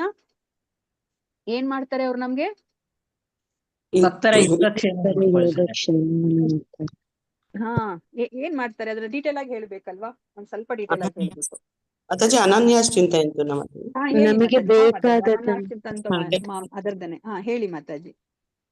ಅನನ್ಯಾಶ್ಚಿಂತೆಯಂತು ಮಾಮೇ ಜನ ಪರಿಪಾಸತೆ ತೇಷಾಂ ನಿತ್ಯಾಭಿಯುಕ್ತಾನಾಂ ಯೋಗಕ್ಷೇಮಂ ವಹಾಮ್ಯಹಂ. ಕರೆಕ್ಟ್ ಮಾತಾಜಿ, ಧನ್ಯವಾದಗಳು. ಮತ್ತೆ ಅದ್ರಲ್ಲಿ ಏನನ್ನ ಹೇಳ್ತಿದ್ದಾರೆ ಮಾತಾಜಿ, ಲಕ್ಷ್ಮೀ ಮಾತಾಜಿ. ಭಗವಂತ ಭಕ್ತನಿಗೆ ಇರೋದನ್ನು ರಕ್ಷಿಸ್ತಾನೆ, ಇಲ್ದೇ ಇರೋದನ್ನು ಕೊಡ್ತಾನೆ. ಅಲ್ವಾ, ಇರೋದನ್ನ ಅವರು ರಕ್ಷಣೆ ಮಾಡ್ತಾರೆ, ಇಲ್ದಲೇ ಇರೋದನ್ನ ಅವರು ಕೊಡ್ತಾರೆ ಅಲ್ವಾ. ಭಗವಂತ ಯಾವಾಗ್ಲೂ ಸಹ ನಮ್ಮ ರಕ್ಷಣೆಯನ್ನ ಮಾಡ್ತಾರೆ. ನಾವು ಯೋಚನೆ ಮಾಡಂಗೆ ಇಲ್ಲ, ಇದೇನಪ್ಪ ನಮ್ಗೆ ಭೌತಿಕವಾಗಿ ಅನ್ನಿಸ್ತಾ ಇರುತ್ತೆ, ಇದೇನಿದು ನಮ್ಗೆ ಇಷ್ಟು ಕಷ್ಟ ಬಂತಲ್ಲ ಭಕ್ತಿ ಮಾಡ್ತಾ ಇದ್ದಾಗ ಅಂತ ಅಲ್ವಾ. ನಮ್ಮ ಲೆಕ್ಕಾಚಾರನೇ ಬೇರೆ, ಕೃಷ್ಣನ ಲೆಕ್ಕಾಚಾರನೇ ಬೇರೆ ಅಲ್ವಾ. ಇಲ್ಲೇನಾಯ್ತು ನಮಗೆ ನೋಡಿದ್ರೆ, ವೃತ್ರಾಸುರ ಅವರು ರಾಕ್ಷಸನಾಗಿದ್ದಾಗ ಅವರು ಹತಾರ ಆಗ್ತಾರೆ ಅಲ್ವಾ. ಇಲ್ಲಿ ಯಾರಿಗೆ ಜಯ ಬರೋದು, ಅಲ್ಲಿ ಇಂದ್ರ ಮತ್ತೆ ವೃತ್ರಾಸುರನ ಕಾಳಗದಲ್ಲಿ ಯಾರಿಗೆ ಜಯ ಸಿಗೋದು, ವೃತ್ರಾಸುರನಿಗೆ ಮಾತಾಜಿ ಇಂದ್ರನಿಗೆ ಜಯ ಸಿಗುತ್ತೆ ಅಲ್ವಾ. ಇಂದ್ರ ವೃತ್ರಾಸುರನ ಕೊಲ್ತಾನೆ, ಅವನಿಗೆ ಇವಾಗ ಸ್ವರ್ಗ ಸಿಗುತ್ತೆ ಅಲ್ವಾ. ಸೊ ನಮ್ಗೇನ್ ಅನ್ಸುತ್ತೆ, ಇಲ್ಲಿ ಭೌತಿಕವಾಗಿ ನೋಡಿದಾಗ ಇಂದ್ರ ಗೆದ್ದ ಅಂತ ಅನ್ಸುತ್ತೆ. ನಿಜವಾದ ಗೆಲುವು ಯಾರಿಗೆ ಸಿಕ್ಕಿದ್ದು, ನಿಜವಾದ ಗೆಲುವು ವೃತ್ರಾಸುರ ಎಲ್ಲಿ ಹೋಗ್ತಾನೆ, ಗೋಲೋಕ ವೃಂದಾವನಕ್ಕೆ ಹೋಗ್ತಾರೆ. ಇಂದ್ರ ಎಲ್ಲಿ ಉಳ್ಕೋತಾರೆ, ಅವ್ರು ಗೆದ್ರು ಅಂತ ಅನ್ಸ್ತಾ ಇದೆ, ಆದ್ರೆ ಎಲ್ಲಿ ಉಳ್ಕೋತಾನೆ ಅವನು, ಸ್ವರ್ಗದಲ್ಲೇ ಇರ್ತಾರೆ. ಈ ಭೌತಿಕ ಪ್ರಪಂಚದಲ್ಲೇ ಇರ್ತಾರೆ ಅಲ್ವಾ. ಅದಕ್ಕೆ ನಮ್ಗೇನ್ ಅನ್ಸುತ್ತೆ, ಅಯ್ಯೋ ವೃತ್ರಾಸುರ ಸೋತೋದ ಅಂತ ಅನ್ಕೋತೀವಿ. ಆದ್ರೆ ಕೃಷ್ಣನ ಲೆಕ್ಕಾಚಾರನೇ ಬೇರೆ. ಕೃಷ್ಣ ಅವ್ರನ್ನ ಎಲ್ಲಿಗೆ ಕರ್ಕೊಂಡು ಹೋಗ್ಬೇಕು ಅಂತ ಅವರು ಲೆಕ್ಕಾಚಾರ ಮಾಡ್ತಾ ಇದಾರೆ. ಅವರ ಬಳಿಗೆ ಕರ್ಕೊಂಡು ಹೋಗ್ಬೇಕು ಅಂತ. ನಮ್ಗೆ ಈ ಭೌತಿಕವಾಗಿ ಯೋಚನೆ ಮಾಡಿದಾಗ ಅಯ್ಯೋ ರುದ್ರಾಸುರ ಮರಣವನ್ನ ಹೊಂದದ, ಇಂದ್ರ ಗೆದ್ದ, ಅವನ್ಗೆ ಇಂದ್ರ ಪದವಿ ಸಿಕ್ತು ಅಂತ ನಾವು ಯೋಚನೆ ಮಾಡ್ತೀವಿ ಅಲ್ವಾ. ಅದಕ್ಕೆ ನಮ್ಮ ಲೆಕ್ಕಾಚಾರ, ಇವಾಗ ನಮ್ಮ ಜೀವನದಲ್ಲಿ ಏನೋ ಒಂದು ನಮ್ಗೆ ಅನ್ನಿಸ್ತಾ ಇದೆ, ಏನೋ ಒಂದು ಕಷ್ಟ ಅಂತ, ನಮ್ಮ ಲೆಕ್ಕಾಚಾರ ಬೇರೆ ಅಲ್ವಾ. ಭಗವಂತನ ಲೆಕ್ಕಾಚಾರ ಅವ್ರನ್ನ ನಮ್ಮನ್ನ ಬೇಗ ಅವ್ರ ಬಳಿಗೆ ಕರ್ಕೊಂಡು ಹೋಗ್ಬೇಕು. ಅದಕ್ಕೆ ಏನೆಲ್ಲ ಬೇಕೋ ಅದನ್ನ ಅವ್ರು ಮಾಡ್ತಿದ್ದಾರೆ. ಅದಕ್ಕೆ ನಾವ್ ಯಾವತ್ತೂ ಭಗವಂತನ ನಾವು ಏನಪ್ಪಾ ಹಿಂಗ್ ಮಾಡ್ದ ಅಂತ ನಾವು ಮೂದಲಿಸೋ ಹಾಗೇನೆ ಇಲ್ಲ ಅಲ್ವಾ. ಸೊ ನಮ್ಗೆ ಭಾಗವತ ಒಂದು ಶ್ಲೋಕದಲ್ಲಿ ಏನನ್ನ ಹೇಳ್ತಾರೆ, ನಮ್ಗೆ ಭಗವಂತ ಕೊಟ್ಟಿರುವಂತಹ ಎಲ್ಲಾ ಕಷ್ಟಗಳನ್ನ ನಾವು ಸಹಿಸ್ಕೊಂಡು, ನಾವು ಏನೇ ಭಗವಂತನಿಗೆ ಯಾಕೆ ಭಗವಂತ ನೀನ್ ನನ್ಗೆ ಹಿಂಗ್ ಮಾಡ್ದೆ ಅಂತ ನಾವು ಭಗವಂತನನ್ನ ನಾವು ಮೂದಲಿಸ್ತೇಲೆ, ಏನನ್ನೂ ಗೊಣಗಾಟ ಮಾಡಿದ್ರೆ, ನಾವು ಭಕ್ತಿಯನ್ನ ಮಾಡಿದ್ರೆ ಏನಾಗತ್ತೆ, ಸೊ ನಮ್ಗೆ ಸತ್ಯೇನು ಕಂಪಾಂಸು ಹೋಗುವಂತಹ ಒಂದು ಸಮೀಕ್ಷೆ ಮಾಡು success ಅಂತ ಸಿಗುತ್ತೆ ಬರುತ್ತಲ್ಲ ಅಲ್ವಾ. ಅದಕ್ಕೆ ಏನ್ ಹೇಳ್ತಾರೆ ಮಾತಾಜಿ, ಎಷ್ಟು ಶ್ಲೋಕ ಇದೆಯಲ್ಲ, ಸತ್ತೇನು ಕಂಪಾಂಸು ಸಮೀಕ್ಷ ಮಾಡೋ ಭುಂಜಾನ ಹೇಳಿ ಮಾತಾಜಿ. ಸತ್ತೇನು ಕಂಪಾಂಸು ಸಮೀಕ್ಷ ಮಾಡೋ ಭುಂಜಾನ ಏವಾತ್ಮಕೃತಂ ವಿಪಾಕ ರುದ್ವಾಗ್ವಪುರ್ಭಿರ್ವಿದದನ್ ನಮಸ್ತೆ ಜೀವೇತೆಯೋ ಮುಕ್ತಿ ಪದೇ ಸದಯಾಭಾಗ್. ಹರೇ ಕೃಷ್ಣ ಮಾತಾಜಿ. ಅಲ್ವಾ. ಸೊ ನಾವು ಅವ್ರಿಗೆ ಎಷ್ಟೊಂದು, ಇವಾಗ ಒಂದು ಮಗುಗೆ ತಂದೆಯ ಒಂದು ಆಸ್ತಿ ಹೇಗೆ ಬರುತ್ತೆ, ಅದು ಒಂದು ಜನ್ಮ ಸಿದ್ಧ ಹಕ್ಕು ಆಗುತ್ತಲ್ಲ, ಅದೇ ತರ ನಾವ್ ಎಲ್ಲಾ ಕಷ್ಟಗಳನ್ನ ಭಗವಂತ ಇವಾಗ ನಮ್ಗೆ ಏನೇ ಒಂದು ಕಷ್ಟಗಳನ್ನ ಕೊಟ್ಟಿದ್ದಾನೆ ಅಂತ ನಾವ್ ಅನ್ಕೊಂಡ್ರು, ಆ ಎಲ್ಲಾ ಕಷ್ಟಗಳನ್ನ ನಾವು ಸಹಿಸ್ಕೊಂಡು ನಾವು ಭಗವಂತನ ಭಕ್ತಿಯನ್ನ ಮಾಡಿದ್ರೆ ನಾವು ಭಗವಂತನ ಲೋಕಕ್ಕೆ ಹೋಗುವಂತ ಒಂದು ಅರ್ಹತೆನ ನಾವು ಗಳಿಸ್ಬಿಡ್ತೀವಿ. ಭಗವಂತ ನಮ್ಮನ್ನ ಕರ್ಕೊಂಡು ಹೋಗ್ಲೇಬೇಕು ಅವರ ಲೋಕಕ್ಕೆ. ಸೊ ಅದನ್ನ ನಾವಿಲ್ಲಿ ಅರ್ಥ ಮಾಡ್ಕೋಬೇಕಾಗಿರೋದು. ಸೊ ಭಗವಂತನ ಭಕ್ತಿಯನ್ನ ಮಾಡಿದ್ರೆ ನಾವ್ ಎಲ್ಲಾ ರೀತಿಯಿಂದ ನಮ್ಗೆ ಅವನು ರಕ್ಷಣೆಯನ್ನ ಮಾಡ್ತಾರೆ. ಸೊ ಅದನ್ನ ನಮ್ಗೆ ಇಲ್ಲಿ ಹೇಳ್ತಾ ಇದಾರೆ. ಮತ್ತೆ ಇಲ್ಲಿ ಮಾಧವ ಅನ್ನೋ ಒಂದು ಶಬ್ದಕ್ಕೆ ಮಹತ್ವವನ್ನ ಕೊಡ್ತಾ ಇದ್ದಾರೆ. ಹರೇ ಕೃಷ್ಣ. ಇದನ್ನ ಯಾರಾದ್ರೂ ಓದಿ. ಮಾಧವ ಎಂಬ ಶಬ್ದಕ್ಕೆ ಮಹತ್ವವಿದೆ. ಮಾಧವ ಎಂಬ ಶಬ್ದಕ್ಕೆ ಮಹತ್ವವಿದೆ. ಮಾ ಎಂದರೆ ಸಕಲೈಶ್ವರ್ಯಗಳ ಮಾತೆಯಾದ ಲಕ್ಷ್ಮಿ. ಆಕೆ ಯಾವಾಗಲೂ ದೇವೋತ್ತಮ ಪರಮಪುರುಷನೊಡನೆ ಇರುತ್ತಾಳೆ. ಮತ್ತು ಓರ್ವ ಭಕ್ತನ ದೇವೋತ್ತಮ ಪರಮಪುರುಷನ ಸಂಪರ್ಕದಲ್ಲಿದ್ದರೆ ಭಗವಂತನ ಸಕಲೈಶ್ವರ್ಯಗಳು ಅವನಿಗೆ ಸಹಾಯ ಮಾಡಲು ಸಿದ್ಧವಾಗಿರುತ್ತವೆ. ಯತ್ರ ಯೋಗೇಶ್ವರ ಕೃಷ್ಣೋ ಯತ್ರ ಪಾರ್ಥೋ ಧನುರ್ಧರಃ ತತ್ರ ಶ್ರೀರ್ವಿಜಯೋ ಭೂತಿರ್ಧುವನೇತಿರ್ಮತಿರ್ಮಮ. ಗೀತಾ 18ನೇ ಅಧ್ಯಾಯ 78ನೇ ಶ್ಲೋಕ. ಎಲ್ಲಿ ದೇವೋತ್ತಮ ಪರಮಪುರುಷನಾದ ಕೃಷ್ಣನಿರುವನೋ ಮತ್ತು ಅವನ ಭಕ್ತನಾದ ಪಾರ್ಥನು ಅಂದರೆ ಅರ್ಜುನನು ಇರುವನೋ ಅಲ್ಲಿ ಐಶ್ವರ್ಯ, ವಿಜಯ, ಅಸಾಧಾರಣ ಶಕ್ತಿ ಮತ್ತು ನೀತಿ ಇರುತ್ತವೆ. ಒಬ್ಬ ಭಕ್ತನ ಐಶ್ವರ್ಯಗಳು ಕರ್ಮಕಾಂಡ ವಿಚಾರಗಳ ಫಲಿತಾಂಶಗಳಲ್ಲ. ಭಕ್ತನು ಯಾವಾಗಲೂ ಪರಮಪ್ರಭುವಿನ ಐಶ್ವರ್ಯಗಳಿಂದ ರಕ್ಷಿತನಾಗಿರುತ್ತಾನೆ. ಯಾರೂ ಅವನ್ನು ಅವನಿಂದ ಸೆಳೆದುಕೊಳ್ಳಲಾರರು. ತೇಷಾಂ ನಿತ್ಯಾಭಿಯುಕ್ತಾನಾಂ ಯೋಗಕ್ಷೇಮಂ ವಹಾಮ್ಯಹಂ. ಹೀಗೆ ಒಬ್ಬ ಭಕ್ತನನ್ನು ಯಾವ ವಿರೋಧಿಗಳೂ ಸೋಲಿಸಲಾರರು. ಆದುದರಿಂದ ಒಬ್ಬ ಭಕ್ತನು ಗೊತ್ತಿದ್ದುಕೊಂಡೇ ಭಕ್ತಿ ಪಥದಿಂದ ವಿಚಲಿತನಾಗಬಾರದು. ದೃಢ ಭಕ್ತನಿಗೆ ದೇವೋತ್ತಮ ಪರಮಪುರುಷನಿಂದ ಸಕಲ ರಕ್ಷಣೆಯ ಆಶ್ವಾಸನೆ ಇರುತ್ತದೆ. ಹರೇ ಕೃಷ್ಣ ಮಾತಾಜಿ, ಧನ್ಯವಾದಗಳು. ಗೀತಾ ಮಾತಾಜಿ, ಏನ್ ಅರ್ಥ ಆಯ್ತು ಹೇಳಿ ಮಾತಾಜಿ. ನೋಡಿ ಇಲ್ಲಿ ಎಷ್ಟು ಆಶ್ವಾಸನೆ ಕೊಡ್ತಾ ಇದ್ದಾರೆ ಅಲ್ವಾ. ನಮ್ಗೆ ಏನೇ ಕಷ್ಟ ಬಂದ್ರು ಸಹ ನಾವು ವಿಚಲಿತರಾಗಬಾರ್ದು ಭಕ್ತಿ ಪಥದಿಂದ ಅಲ್ವಾ. ಅಯ್ಯೋ ಏನಕ್ ಮಾಡ್ಬೇಕು ಈ ಭಕ್ತಿ ಮಾರ್ಗವನ್ನ, ಯಾಕೆ ಅನುಸರಿಸ್ಬೇಕು ಅಂತ ನಾವು ಯೋಚನೆ ಮಾಡಬಾರ್ದು ಅಲ್ವಾ. ಭಗವಂತ ನಮ್ಗೆ ರಕ್ಷಣೆಯನ್ನ ಕೊಟ್ಟೇ ಕೊಡ್ತಾರೆ. ಸೊ ಇಲ್ಲಿ ಏನನ್ನ ಹೇಳ್ತಾ ಇದ್ದಾರೆ ಕೃಷ್ಣ ಅಂದ್ರೆ ಪ್ರಭು ಅರ್ಥ ಮಾಡ್ತಾ ಇದ್ದಾರೆ ಭಾವಾರ್ಥದಲ್ಲಿ. ಹೇಳಿ ಮಾತಾಜಿ. ಯಾರು ಸೋಲ್ಸಕ್ ಆಗಲ್ಲ ಮಾತಾಜಿ. ಭಕ್ತನೇ ಯಾಕೆ ಸೋಲಿಸ್ಲಿಕ್ಕೆ ಆಗಲ್ಲ? ಅವನು ಭಗವಂತನ ಭಕ್ತಿ ಸಂಪರ್ಕದಲ್ಲಿ ಇರ್ತಾನೆ ಭಕ್ತ. ಲಕ್ಷ್ಮಿ ಯಾವಾಗ್ಲೂ ದೇವೋತ್ತಮ ಪುರುಷನೋಡ ಜೊತೆನೆ ಇರ್ತಾಳೆ. ಭಕ್ತರ ಸಂಬಂಧ ಇರ್ತಾರಲ್ಲ. ಮತ್ತೆ ಅವನಿಗೆ ಎಲ್ಲಾ ಐಶ್ವರ್ಯಗಳು ಅವನಿಗೆ ಸಹಾಯ ಮಾಡಲು ಅವಳು ಯಾವಾಗ್ಲೂ ಸಿದ್ಧವಾಗಿರುತ್ತೆ ಅವನಿಗೆ. ಎಲ್ಲಿ ಕೃಷ್ಣನ್ ಇರ್ತಾನೋ ಅಲ್ಲಿ ಅರ್ಜುನನು ಇರ್ತಾನೆ. ಅವನು ಎಲ್ಲ ಐಶ್ವರ್ಯ, ಅವನ ಶಕ್ತಿಗಳು ಎಲ್ಲ ನೀತಿ ಇರುತ್ತೆ ಅವನಿಗೆ. ಒಬ್ಬ ಭಕ್ತನಿಗೆ ಐಶ್ವರ್ಯಗಳ ಮತ್ತೆ ಯಾವಾಗ್ಲೂ ಅವನು ಪ್ರಭುವಿನ ಐಶ್ವರ್ಯಗಳನ್ನು ಅವನಿಂದ ಅಲ್ಲಿಂದ ರಕ್ಷಿತನಾಗಿರ್ತಾನ ಅವನು. ಮತ್ತೆ ಅದನ್ನ ಭಕ್ತನಿಂದ ಯಾರು ಅದನ್ನ ತೆಗೆದುಕೊಳ್ಳಕ್ ಸಾಧ್ಯ ಇಲ್ಲ. ಓಕೆ. ಸೊ ಇವಾಗ ಅರ್ಜುನನಿಗೇನು ಕೃಷ್ಣ ಹತ್ರದಲ್ಲಿ ಇದ್ದ ಅಪ್ಪ, ಅರ್ಜುನನ ಸಂಪರ್ಕದಲ್ಲಿ ಕೃಷ್ಣ ಇದ್ದ, ಅಥವಾ ಅರ್ಜುನ ಕೃಷ್ಣನ ಸಂಪರ್ಕದಲ್ಲಿ ಇದ್ದ. ಇವಾಗ ನಮ್ಗೆ ಆತರ ಇಲ್ವಲ್ಲ, ನಾವ್ ಯಾರ ಸಂಪರ್ಕದಲ್ಲೂ ಇಲ್ವಲ್ಲ. ನಾವು ಭಕ್ತರ ಸಂಘದಲ್ಲಿ ಇದ್ದು ಗೆಲ್ಬೇಕು. ಮಾತಾಜಿ, ಭಾಗವತೋತ್ತಮರಾದ ಇವರು ಪ್ರಭುಪಾದರ ಸಂಘದಲ್ಲಿ ಇದ್ದೀವಲ್ಲ ಮಾತಾಜಿ. ಓಕೆ. ಮತ್ತೆ ಇನ್ಯಾರ ಸಂಘದಲ್ಲಿ ಇದೀವಿ ನಾವು? ಭಗವಂತನ ಸಂಘದಲ್ಲಿ ಇದೀವ? ನಮ್ಗೆ ಕೃಷ್ಣನ್ಗಂತೂ ಅರ್ಜುನನ್ಗಂತೂ ಕೃಷ್ಣ ಯಾವಾಗ್ಲೂ ಜೊತೆಲಿದ್ದ, ಒಡನಾಟದೆಲ್ಲ ಇದ್ದ. ನಮ್ಗ್ ಆತರ ಇಲ್ಲ ಕೃಷ್ಣ ಅಲ್ವಾ? ನಾವು ಗುರು ಭಕ್ತರ So ಸಂಘದಲ್ಲಿ ನಮ್ಗೆ ಹೇಗೆ ಇರ್ಬೇಕು, ಸಂಪರ್ಕ? ಹಾ ಭಕ್ತರ ಸಂಘದಲ್ಲಿ ಇರ್ಬೇಕು ಯಾವಾಗ್ಲೂವೆ. ನಮ್ ಹಾ ಕೈಲಾದ ಸೇವೆ ಮಾಡ್ತಾ ಇರ್ಬೇಕು. ಇನ್ನೊಂದು ಇಂಪಾರ್ಟೆಂಟ್ ಇದೆ, ಹೇಳ್ತಾ ಇಲ್ಲ ಯಾರು. ಗುರು ತುಂಬಾ ಪರಂಪರೆ ಇಂಪಾರ್ಟೆಂಟ್. ಗುರುಗಳು ಹಾ ಹರೇ ಕೃಷ್ಣ. ಗುರುಗಳ ಸಂಘ ಸತ್ಸಂಗದಲ್ಲಿದ್ದೀರಿ ಮಾತಾಜಿ, ಸತ್ಸಂಗದಲ್ಲಿದ್ದೀರಿ. Okay, correct. ಮತ್ತೆ ಇನ್ನೊಂದು, ಮಾತಾಜಿ ಸತ್ಸಂಗದಲ್ಲಿ ಇಟ್ಕೊಂಡು ಏನ್ ಮಾಡ್ತಾ ಇದೀರಾ ನಮ್ಮೊಳಗೆ ನೀವು? ದಾಸನ ಸೇವೆ ಮಾಡ್ಬೇಕು ಮಾತಾಜಿ. ಓಕೆ, ಮತ್ತೆ ಭಕ್ತರ ಸಂಘದಲ್ಲಿ ಇಟ್ಕೊಂಡು ನಮ್ಮೊಳಗೆ ಪರಮಾತ್ಮನಿಗೆ ಭಗವಂತ ಇದ್ದಾನೆ ಮಾತಾಜಿ. ಮಾತಾಜಿ ಗೊತ್ತಾಗ್ತಿಲ್ಲ, ಮಾತಾಜಿ ಕೇಳಿಸ್ತಿಲ್ಲ. ಇನ್ನೊಬ್ಬರಿಗೆ ನಮಗ್ ತಿಳಿದಿದ್ನ ಇನ್ನೊಬ್ಬರಿಗೆ ಹೇಳ್ಬೇಕು ಮಾತಾಜಿ. ಶ್ರೀ ಕೃಷ್ಣನ್ನ ಹಾ. ಇದ್ ಮಾಡಿ ಅಂತ ಹೇಳಿ ಹೇಳ್ಕೊಡ್ಬೇಕು, ಕೃಷ್ಣನ್ ಇದ್ ಮಾಡಿ ಅಂತ. ಓಕೆ, ಸೊ ನಾವು ಭಕ್ತರ ಮಾಡಿ ಅಂತ ದಾಸರಾಗಿ ಹೇಳ್ಕೊಡ್ಬೇಕು. ಸೇವೆ ಮಾಡ್ಬೇಕು, ಭಕ್ತರ ಸೇವೆ ಮಾಡ್ಬೇಕು, ಗುರುಗಳ ಸೇವೆ ಮಾಡ್ಬೇಕು ಮಾತಾಜಿ. ಭಕ್ತರ ಓಕೆ, ಸಂಘದಲ್ಲಿ ಎಲ್ಲ ಇರ್ಬೇಕು. ಕರೆಕ್ಟ್. ಹರೇ ಕೃಷ್ಣ ಇನ್ನೊಂದು ಮಂತ್ರ ತುಂಬಾ ಜಪ ಯಾವಾಗ್ಲೂ ಹೇಳ್ತಾ ಇರ್ಬೇಕು. ಅದನ್ನೇ ಹೇಳ್ಬೇಕು ನೀವು. ಹರೇ ಕೃಷ್ಣ ಮಹಾಮಂತ್ರ ಅಲ್ವಾ? ಹರೇ ಕೃಷ್ಣ ಮಹಾಮಂತ್ರ ಅಂದ್ರೆ ಹೌದು, ಹರೇ ಏನು? ಅದು ಕೃಷ್ಣ ಬೇರೆ ಅಲ್ಲ, ಆ ಒಂದು ಮಂತ್ರ ಬೇರೆ ಅಲ್ಲ ಅಲ್ವಾ? ಹರೇ ಕೃಷ್ಣ ಮಹಾಮಂತ್ರ ಬೇರೆ ಅಲ್ಲ ಅಲ್ವಾ? ಕೃಷ್ಣ ಯಾವ ರೂಪದಲ್ಲಿ ಬಂದಿದ್ದಾರೆ ಈ ಕಲಿಯುಗದಲ್ಲಿ? ಅವರು ಒಂದು ನಾಮಾವತಾರದಲ್ಲಿ ಬಂದಿದ್ದಾರೆ ಅಲ್ವಾ? ಹರೇ ಕೃಷ್ಣ ಮಹಾಮಂತ್ರ ಅನ್ನೋದು ಒಂದು ನಾಮ ಅಲ್ವಾ? ಇವಾಗ ಎಷ್ಟೊಂದು ಮತ್ಸ್ಯಾವತಾರ, ಕೂರ್ಮಾವತಾರ, ನರಸಿಂಹಾವತಾರದಲ್ಲಿ ತರನೇ ಈ ಕಲಿಯುಗದಲ್ಲಿ ಅವರು ಯಾವ ಒಂದು ಅವತಾರದಲ್ಲಿ ಬಂದಿದ್ದಾರೆ? ನಾಮಾವತಾರ ಅಲ್ವಾ? ಹರೇ ಕೃಷ್ಣ ಮಹಾಮಂತ್ರ ಬೇರೆ ಅಲ್ಲ, ಕೃಷ್ಣ ಬೇರೆ ಅಲ್ಲ. ನಾವು ಹರೇ ಕೃಷ್ಣ ಮಹಾಮಂತ್ರವನ್ನ ಹೇಳ್ಕೊತಾ ಇದ್ರೆ ಏನರ್ಥ? ನಾವು ಕೃಷ್ಣನ ಸಂಪರ್ಕದಲ್ಲಿ ಇದೀವಿ ಅಂತ ಅರ್ಥ ಅಲ್ವಾ? ಇವಾಗ ನೋಡಿ, ಇವಾಗ ನಾನು ನೀವು ಮಾತಾಡ್ತಾ ಇದೀವಿ, ನೀವೆಲ್ಲೋ ಇದ್ದೀರಾ, ನಾನೆಲ್ಲೋ ಇದ್ದೀನಿ ಅಲ್ವಾ? ಆದ್ರೆ ನೋಡಿ, ನಾವ್ ಇವಾಗ ಈ ಝೂಮ್ ಪ್ಲಾಟ್ಫಾರ್ಮ್ ಮೂಲಕ ನಾವು ಸಂಪರ್ಕದಲ್ಲಿ ಇದೀವಿ. ಅದೇ ತರ ನಾವ್ ಇವಾಗ ಹರೇ ಕೃಷ್ಣ ಮಹಾಮಂತ್ರವನ್ನ ಹೇಳಿದ್ರೆ ಏನಾಗುತ್ತೆ? ಇವಾಗ ನಾನಿವಾಗ ಗೀತಾ ಮಾತಾಜಿ ಅಂತ ಕೂಗಿದ್ರೆ ಗೀತಾ ಮಾತಾಜಿ ಸುಮ್ನೆ ಇರ್ತಾರ? ಮಾತಾಜಿ ಏನು ಅಂತ ಹೇಳ್ತಾರೆ ಅಲ್ವಾ? ರೆಸ್ಪಾಂಡ್ ಮಾಡ್ತಾರೆ. ಅದೇ ತರ ನಾನು ಇವಾಗ ಹರೇ ಕೃಷ್ಣ ಮಹಾಮಂತ್ರವನ್ನ ಹೇಳಿದ್ರೆ ನಾವು ಯಾರನ್ನ ನಾವು ಇವಾಗ ಕಾಂಟ್ಯಾಕ್ಟ್ ಮಾಡ್ತಾ ಇದೀವಿ? ನಾವು ಕೃಷ್ಣನಿಗೆ ಡಯಲ್ ಮಾಡ್ತಾ ಇದೀವಿ ಅಲ್ವಾ? ಕೃಷ್ಣ ಗೋಲೋಕ ವೃಂದಾವನದಲ್ಲಿ ಇರ್ತಾರೆ, ಎಲ್ಲಾ ಕಡೆ ಇರ್ತಾರೆ ಅಲ್ವಾ? ನಾವು ಹೇಳಿದ್ರೆ ನಾವು ಯಾವ ಒಂದು ಮನೋಭಾವದಲ್ಲಿ ನಾವು ಹೇಳ್ಬೇಕು? ಹರೇ ಕೃಷ್ಣ ಮಹಾಮಂತ್ರವನ್ನ ನಾವು ಯಾವ ಒಂದು ಮನಸ್ಥಿತಿಯಲ್ಲಿ ಹೇಳ್ಬೇಕು? ಕೃಷ್ಣನ ಜೊತೆ ಇದೀವಿ ಅಂತ. ಮಾತಾಜಿ ಶುದ್ಧ ಮನಸ್ಸಿನಿಂದ ಹೇಳ್ಬೇಕು. ನಿರಂತರ ಇವಾಗ ಮನಸ್ಸಿಂದ ಹೇಳ್ತಾ ಇರ್ಬೇಕು ಮಾತಾಜಿ. ಸೊ ಇವಾಗ ಯಾವ್ದೇ ಒಂದು ಕಲ್ಮಶ ಇಲ್ದಿರ ಒಳ್ಳೆ ಮಂತ್ರನ ಜಪ ಮಾಡ್ತಾನೆ ಇರ್ಬೇಕು ಮಾತಾಜಿ. ಇವಾಗ ಮಗು ಇವಾಗ ಅಮ್ಮ ಕೆಲ್ಸ ಮಾಡ್ತಾ ಇರ್ತಾಳೆ ಅಲ್ವಾ? ಎಲ್ಲ ಬಿಟ್ಟು ಮಗು ಹತ್ರ ಹೋಗ್ಬೇಕಂದ್ರೆ ಯಾವಾಗ ಹೋಗ್ಲಿಕ್ಕೆ ಸಾಧ್ಯ?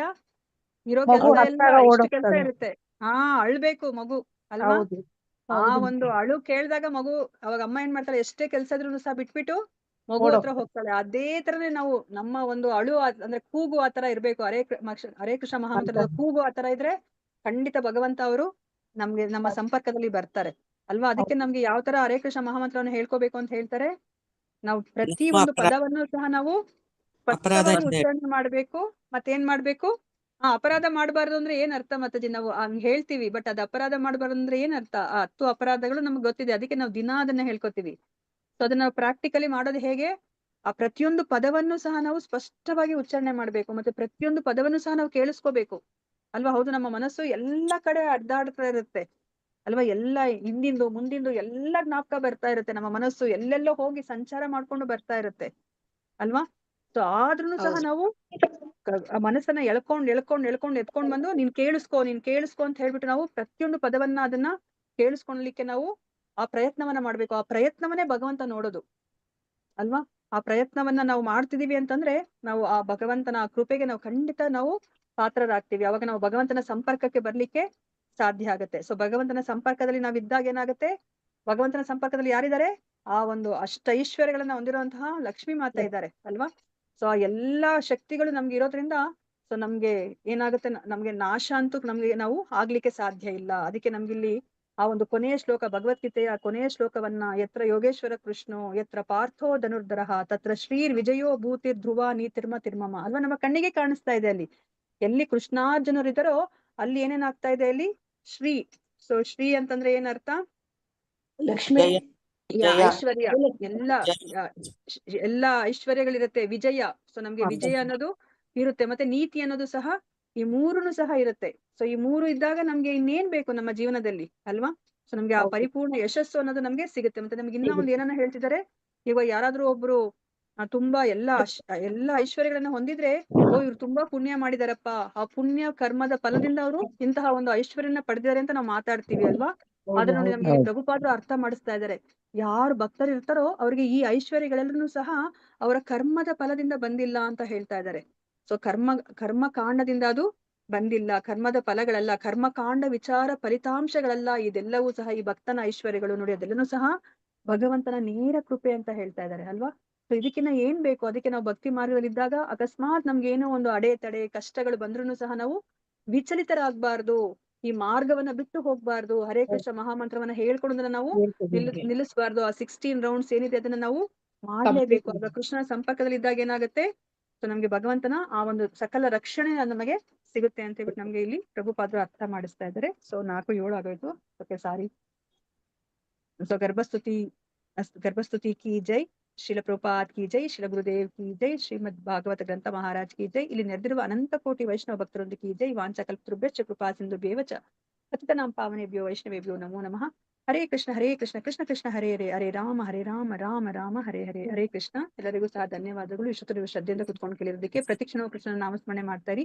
ಒಂದು ಕ್ಷಣ ಕೃಷ್ಣನ ಮರೆತು ಇಡ್ಬೇಡಿ. ಹರೇ ಕೃಷ್ಣ ಮಾತಾಜಿ. ಧನ್ಯವಾದಗಳು. ಧನ್ಯವಾದಗಳು ಮಾತಾಜಿ. ಧನ್ಯವಾದಗಳು. ಹರೇ ಕೃಷ್ಣ. ಹರೇ ಕೃಷ್ಣ. ಹರೇ ಕೃಷ್ಣ ಮಾತಾಜಿ. ಹರೇ ಕೃಷ್ಣ ಮಾತಾಜಿ. ಧನ್ಯವಾದಗಳು ಮಾತಾಜಿ. ಫಾಸ್ಟಿಂಗ್ ಯಾವ ತರ ಮಾಡೋದು ಮಾತಾಜಿ? ಗೌರ ಪೂರ್ಣಿಮಾದು ಗೌರ ಪೂರ್ಣವದ್ದು ಸಂಜೆ ತನಕನೂ ಯೂಶಲಿ ಮಾಡ್ತಾರೆ ಮಾತಾಜಿ. ಸಂಜೆ ತನಕ ಮಾಡ್ಬಿಟ್ಟು ಆಮೇಲೆ ಪ್ರಸಾದ ತಗೋತಾರೆ ಮಾತಾಜಿ. ಇವಾಗ ಒಂದೊಂದ್ಸತಿ ಏನ್ ಮಾಡ್ತಾರೆ ಅಂತಂದ್ರೆ ಪ್ರಸಾದನೂ ಸಹ ಈವನ್ ನಾವ್ ಏಕಾದಶಿ ಪ್ರಸಾದ ಇರುತ್ತಲ್ಲ ಮಾತಾಜಿ, ಆ ತರನೇ ತಗೋತಾರೆ. ಮತ್ತೆ ನೆಕ್ಸ್ಟ್ ಡೇ ನಾವು ದ್ವಾದಶಿ ದಿವಸ ಹೇಗೆ ಗ್ರೈನ್ಸ್ ತಗೋತೀವಲ್ಲೋ ಆ ತರನು ತಗೋತಾರೆ ಮಾತಾಜಿ. ಆ ತರನು ಮಾಡ್ತಾರೆ. ಅಂದ್ರೆ ಪೂರ್ತಿ ದಿನ ಫಾಸ್ಟಿಂಗ್ ಅಲ್ವಾ ಮಾತಾಜಿ? ಸೇಮ್ ಏಕಾದಶಿನೇ? ಇಲ್ಲ ಮಾತಾಜಿ, ಅದು ಇದಕ್ಕೆ ಅಂದ್ರೆ ಇವಾಗ ಏನ್ ಹೇಳ್ತಾರೆ, ಗೋಕುಲಾಷ್ಟಮಿ ದಿವಸ ನಾವು 12 ಗಂಟೆ ಅಷ್ಟು ತನಕನೂ ನಾವ್ ಇದ್ಬಿಟ್ಟು ಆಮೇಲೆ ನಾವು ಏನು ಅವತ್ತೂ ಸಹ ನಾವು ಇದು ಫಾಸ್ಟಿಂಗ್ ಅಂದ್ರೆ ಯಾವ್ದು ಏಕಾದಶಿ ಫುಡ್ ಇರುತ್ತಲ್ಲ ಅದನ್ನೇ ತಗೋತೀವಿ ಮಾತಾಜಿ. 12 o'clockಗೆ ನಾವು ತಿಂದಾಗ್ಲೂ ಸಹ ಆ ಏಕಾದಶಿ ಫುಡ್ಡೇ ತಗೋತೀವಿ ನಾವು, ವಿತೌಟ್ ಗ್ರೈನ್ಸೇ ತಗೋತೀವಿ. ಹಾ ಮಾತಾಜಿ. ಸೊ ಒಟ್ನಲ್ಲಿ ಇಲ್ಲಿ ಸಂಜೆ ತನಕ ಇರ್ಬೇಕು ಮಾತಾಜಿ, ನನ್ಗೆ ಗೊತ್ತಿರೋ ಹಾಗೆ ಗೌರ ಪೂರ್ಣಿಮಾದು. ಸೊ ನನ್ಗೇನಾದ್ರೂ ಗೊತ್ತಾದ್ರೆ ನಿಮ್ಗೆ ಗ್ರೂಪ್ ಅಲ್ಲಿ ಇದ್ದೀರಾ ಅಲ್ಲ ನೀವು? ಯಾರು ಕೇಳ್ತಾ ಇರೋದು? ಎಸ್ ಮಾತಾಜಿ, ಗ್ರೂಪ್ ಅಲ್ಲಿ ಇದೀವಿ ಮಾತಾಜಿ. ಶ್ವೇತಾ ಮಾತಾಜಿ. ಹಾ ಮಾತಾಜಿ, ನನ್ಗೆ ಗೊತ್ತಾದ್ರೆ ನಾನು ಹೇಳ್ತೀನಿ ಮಾತಾಜಿ, ನಿಮ್ಗೆ ಗ್ರೂಪ್ ಅಲ್ಲಿ ಹಾಕ್ತೀನಿ. ಧನ್ಯವಾದಗಳು ಮಾತಾಜಿ. ಧನ್ಯವಾದಗಳು. ಹರೇ ಹರೇ ಕೃಷ್ಣ. ಕೃಷ್ಣ. ಅಥವಾ ಬೇರೆಯವ್ರು ಯಾರಿಗಾದ್ರೂ ಗೊತ್ತಿದ್ರೆ ಹೇಳ್ಬೋದು. ಹರೇ ಕೃಷ್ಣ. ಲಕ್ಷ್ಮೀ ಮಾತಾಜಿ ನಿಮಗೆ ಗೊತ್ತಿದ್ಯಾ? ಬೇರೆಯವ್ರಿಗೆ ಯಾರಿಗಾದ್ರೂ ಗೊತ್ತಿದ್ರು ಹೇಳ್ಬೋದು. ಟಿಲ್ ಈವ್ನಿಂಗ್ ಅಂತ ಹೇಳ್ತಾ ಇದ್ರಲ್ಲ ಮಾತಾಜಿ. ಹಾ ಮಾತಾಜಿ, ನನಗೆ ಗೊತ್ತಿರೋದು ಹಾಗೇನೆ, ಟಿಲ್ ಈವ್ನಿಂಗ್ ಮಾಡೋದು. ಅದಾದ್ಮೇಲೆ ನಾವು ಆರತಿ ಎಲ್ಲ ಆದ್ಮೇಲೆ ಭಗವಂತನಿಗೆ ಅಭಿಷೇಕ ಆಗುತ್ತೆ. ಆದ್ಮೇಲೆ ಆರತಿ ಆದ್ಮೇಲೆ ಅದು ದೇವಸ್ಥಾನಕ್ಕೆ ಹೋದ್ರೆ ಏಕಾದಶಿ ಫುಡ್ ಸಿಗುತ್ತೆ. ಮನೆಯಲ್ಲಾದ್ರೆ ನೀವು ಅದೇ ಹಣ್ಣು ಹಾಲು ಆತರ ತಗೋಬಹುದು ಮಾತಾಜಿ. ಇರ್ಲಿಕ್ಕಾಗಿಲ್ಲ ಅಂದ್ರೆ ನೀವು ಫಲಾರ ಅಂತೀವಲ್ಲ ಮಾತಾಜಿ, ಅದ್ ಮಾಡ್ಕೋಬಹುದು. ಫ್ರೂಟ್ಸ್ ಎಲ್ಲ ತಗೋಬಹುದಲ್ಲ ಮಾತಾಜಿ? ಹಾ ತಗೋಬಹುದು ಮಾತಾಜಿ, ತಗೋಬಹುದು. ಕೆಲವೊಂದು ಮೆಡಿಸಿನ್ ಅಲ್ಲಿ ಇದ್ರೆ ಕಷ್ಟ. ಹಾಲು ಎಲ್ಲ ತಗೋಬಹುದಲ್ವಾ? ಹಾ ತಗೋಬಹುದು ಮಾತಾಜಿ, ತಗೋಬಹುದು. ಸೊ ನಿಮ್ಗೆ ನಿರ್ಜಲ ಅದೇ ಮಾಮೂಲಿನೇ ಮಾತಾಜಿ. ಅದು ಯಾರಿಗೆ ಯಾವ ಒಂದು ಸ್ಟೇಜ್ ಅಲ್ಲಿ ಅಂದ್ರೆ ಏನ್ ಹೇಳ್ತಾರೆ ಅದಕ್ಕೆ, ನಿರ್ಜಲ, ಸಜಲ, ಸಫಲ ಅಂತ ಹೇಳ್ತೀವಲ್ವಾ. ಸೊ ಆತರ ನಿಮ್ಗೆ ಯಾವ್ದು ಸಾಧ್ಯ ಆಗುತ್ತೋ ಅದ್ ಮಾಡ್ಬೋದು ಮಾತಾಜಿ. ಸೊ ಬ್ರೇಕ್ ಮಾಡಿದಾಗ ನಿಮ್ಗೆ ಇವಾಗ ಆಲ್ಮೋಸ್ಟ್ ಹಣ್ಣು ಹಾಲು ಎಲ್ಲ ತಗೊಂಡಿದ್ರೆ ನೀವು ಅವಾಗ ಬೇಕಾದ್ರೆ ಫಲಾರ ಏನಾದ್ರು ಮಾಡ್ಬೋದು ಮಾತಾಜಿ. ಅಂದ್ರೆ ಸಮಯ ಕರೆಕ್ಟ್ ಸಮಯ ಗೊತ್ತಿರ್ಲಿಲ್ಲ ಮಾತಾಜಿ ಯಾವ ತರ ಅಂತ. ಸಂಜೆ ಮಾತಾಜಿ ಆಲ್ಮೋಸ್ಟ್ ಅದೇ 6 o'clock ಅಂತ ಅನ್ಕೊಳ್ಳಿ ಮಾತಾಜಿ. ಸಂಜೆ ಅಂದ್ರೆ 6 o'clock ಅಲ್ಲ, ಮತ್ತೆ 6 o'clock ಆದ್ಮೇಲೆ ನೀವು ಸಂಜೆ ಅದೇ ಮನೆಯಲ್ಲಿ ದೀಪ ಹಚ್ಬಿಟ್ಟು ನೈಟ್ ತಗೋಬಹುದು ಮಾತಾಜಿ. ಒಂದು 6:30 ಮಾತಾಜಿ ಇದು ಹೇಳ್ತಾರಲ್ಲ ಮಾತಾಜಿ, ನೀರು ನಿರ್ಜಲ ಮಾಡಿದ್ರೆ ನೀರಲ್ಲಿ ಬ್ರೇಕ್ ಮಾಡ್ಬೇಕು ಫಾಸ್ಟಿಂಗು. ಆಮೇಲೆ ಫ್ರೂಟ್ಸ್ ತಿಂದ್ರೆ ಗ್ರೈನ್ಸ್ ಅಲ್ಲಿ ಮಾಡ್ಬೇಕು ಅಲ್ವಾ ಮಾತಾಜಿ? ಬಟ್ ಏನೇ ಆದ್ರೂ ಸಹ ನಾವು ದ್ವಾದಶಿ ದಿವಸ ನಾವು ಗ್ರೈನ್ಸ್ ತಿಂದ್ರೇನೆ ಅದು ನಿಮ್ಗೆ ಬ್ರೇಕ್ ಮಾಡ್ದಂಗಲ್ಲ ಮಾತಾಜಿ. ಹಾ ಮಾತಾಜಿ, ಗ್ರೈನ್ಸೇ ತಿನ್ಬೇಕಾಗತ್ತೆ. ಬಟ್ ನೀವು ಸ್ಟಾರ್ಟಿಂಗ್ ಅಲ್ಲಿ ಬೇಕಾದ್ರೆ ನೀವು ನಿರ್ಜಲ ಇದ್ದಾಗ ನೀರ್ ಕುಡಿದು ಆತರ ಬ್ರೇಕ್ ಮಾಡಿ ಆಮೇಲೆ ನೀವು ಗ್ರೈನ್ಸ್ ತಗೋಬಹುದು ಮಾತಾಜಿ. ಹರೇ ಕೃಷ್ಣ ಮಾತಾಜಿ, ಹರೇ ಕೃಷ್ಣ ಧನ್ಯವಾದ. ಮಾತಾಜಿ, ಧನ್ಯವಾದ.